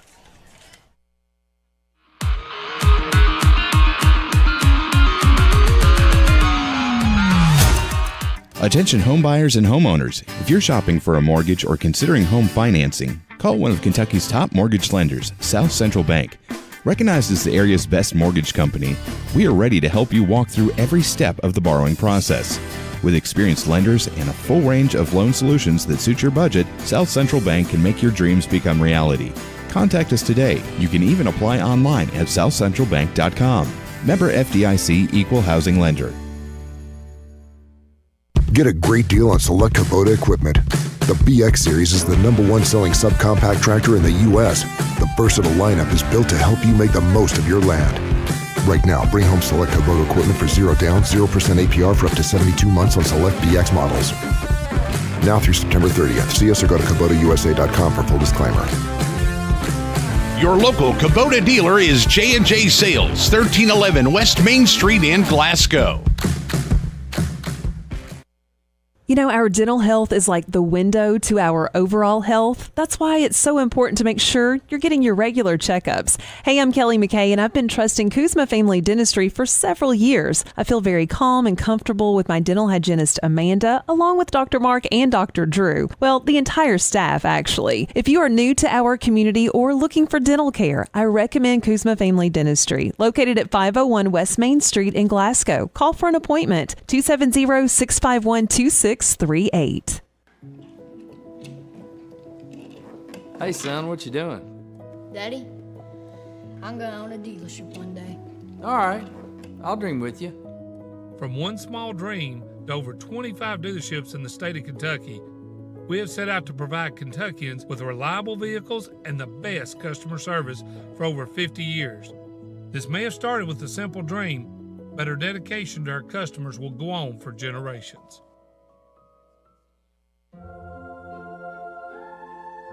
Growing up is realizing that everyone who told you to eat your breakfast when you were little was actually eating this for breakfast.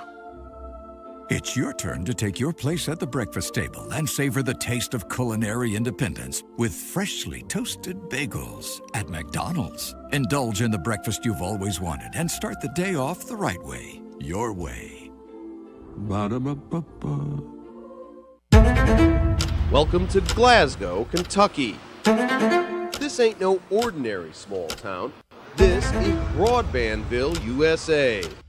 People here weren't willing to sit around until one of the big telecommunications companies got ready to wire them up. They just decided to do it themselves.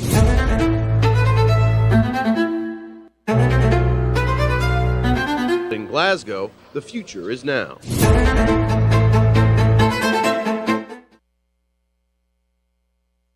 At ATM Media Solutions, we offer low-cost, high-quality advertising with rates that can fit any marketing budget. Businesses can reach new customers about the products and services they offer. We have 3 locations: Highland Pharmacy in Sonic, at the 31E and Trojan Trail intersection, and at Highway 90 East Burkesville Road. Give us a call and we can discuss how your business can advertise with us. As we wrap up our first game of the 2024 football season for the Barren County Trojans, winning 54-14 over Metcalfe County tonight. And, John, it's on to week 2 next week. Don Franklin Glasgow Trojan Turf Bowl War as we take on the Wildcats of Trigg County. Probably the test may be a little bit tougher next week, but I'm sure Coach will find some fault tonight. But overall, first game of the season, new regime and new offense. Deep down, I think he's got to be pleased. I think most people that are here from Barren are very, very pleased. I mean, offensively, a lot of weapons. But the thing that I was most concerned with going into the year was our offensive line, defensive line. The improvements we've made, and they were really, really good tonight on offense. The line was great. Defensively, Houchins and Colton Thomas created a lot of trouble on the defensive end among several players. So all in all, first game, very, very impressive for the Trojans. Yeah. Trigg County, of course, I think they played Callaway County tonight. Didn't get a final score on that. But they normally have a good program. Yeah. Normally, they came here last year and came we back. We beat them 40-22 last year. Sure did. I think it was a little closer than that, and we kind of opened it up late. So probably a game that Barren is play like we're capable of, then we obviously have a really good chance. Yeah. One more final score just in. Monroe County beats Todd County Central tonight, 44-13. Monroe County, an improving team from last year. Yeah, we'll see them in what, week 4? Yeah, it'll be a couple weeks, but they should be better, and they've battled a lot of injuries the last few years. Mm-hmm. So our broadcast next Friday will be around 8:30 or so, if not a little before or a little after, because Warren East and Greenwood play at 6. That'll be followed by the Trojans against Trigg County at about 8:30. We'll start our broadcast with the Don Franklin Glasgow countdown to kickoff. I want to thank our producers tonight, Axe and Jake Norris, back at our 104 The Score studios. Joey Bunch for sideline reports, the BCHS live crew for live video and audio tonight on our local channels and on the YouTube as well. So look forward to next week. For John Butler, I'm Jay Turner. Thanks for being with us, and so long, everybody, from Trojan Field.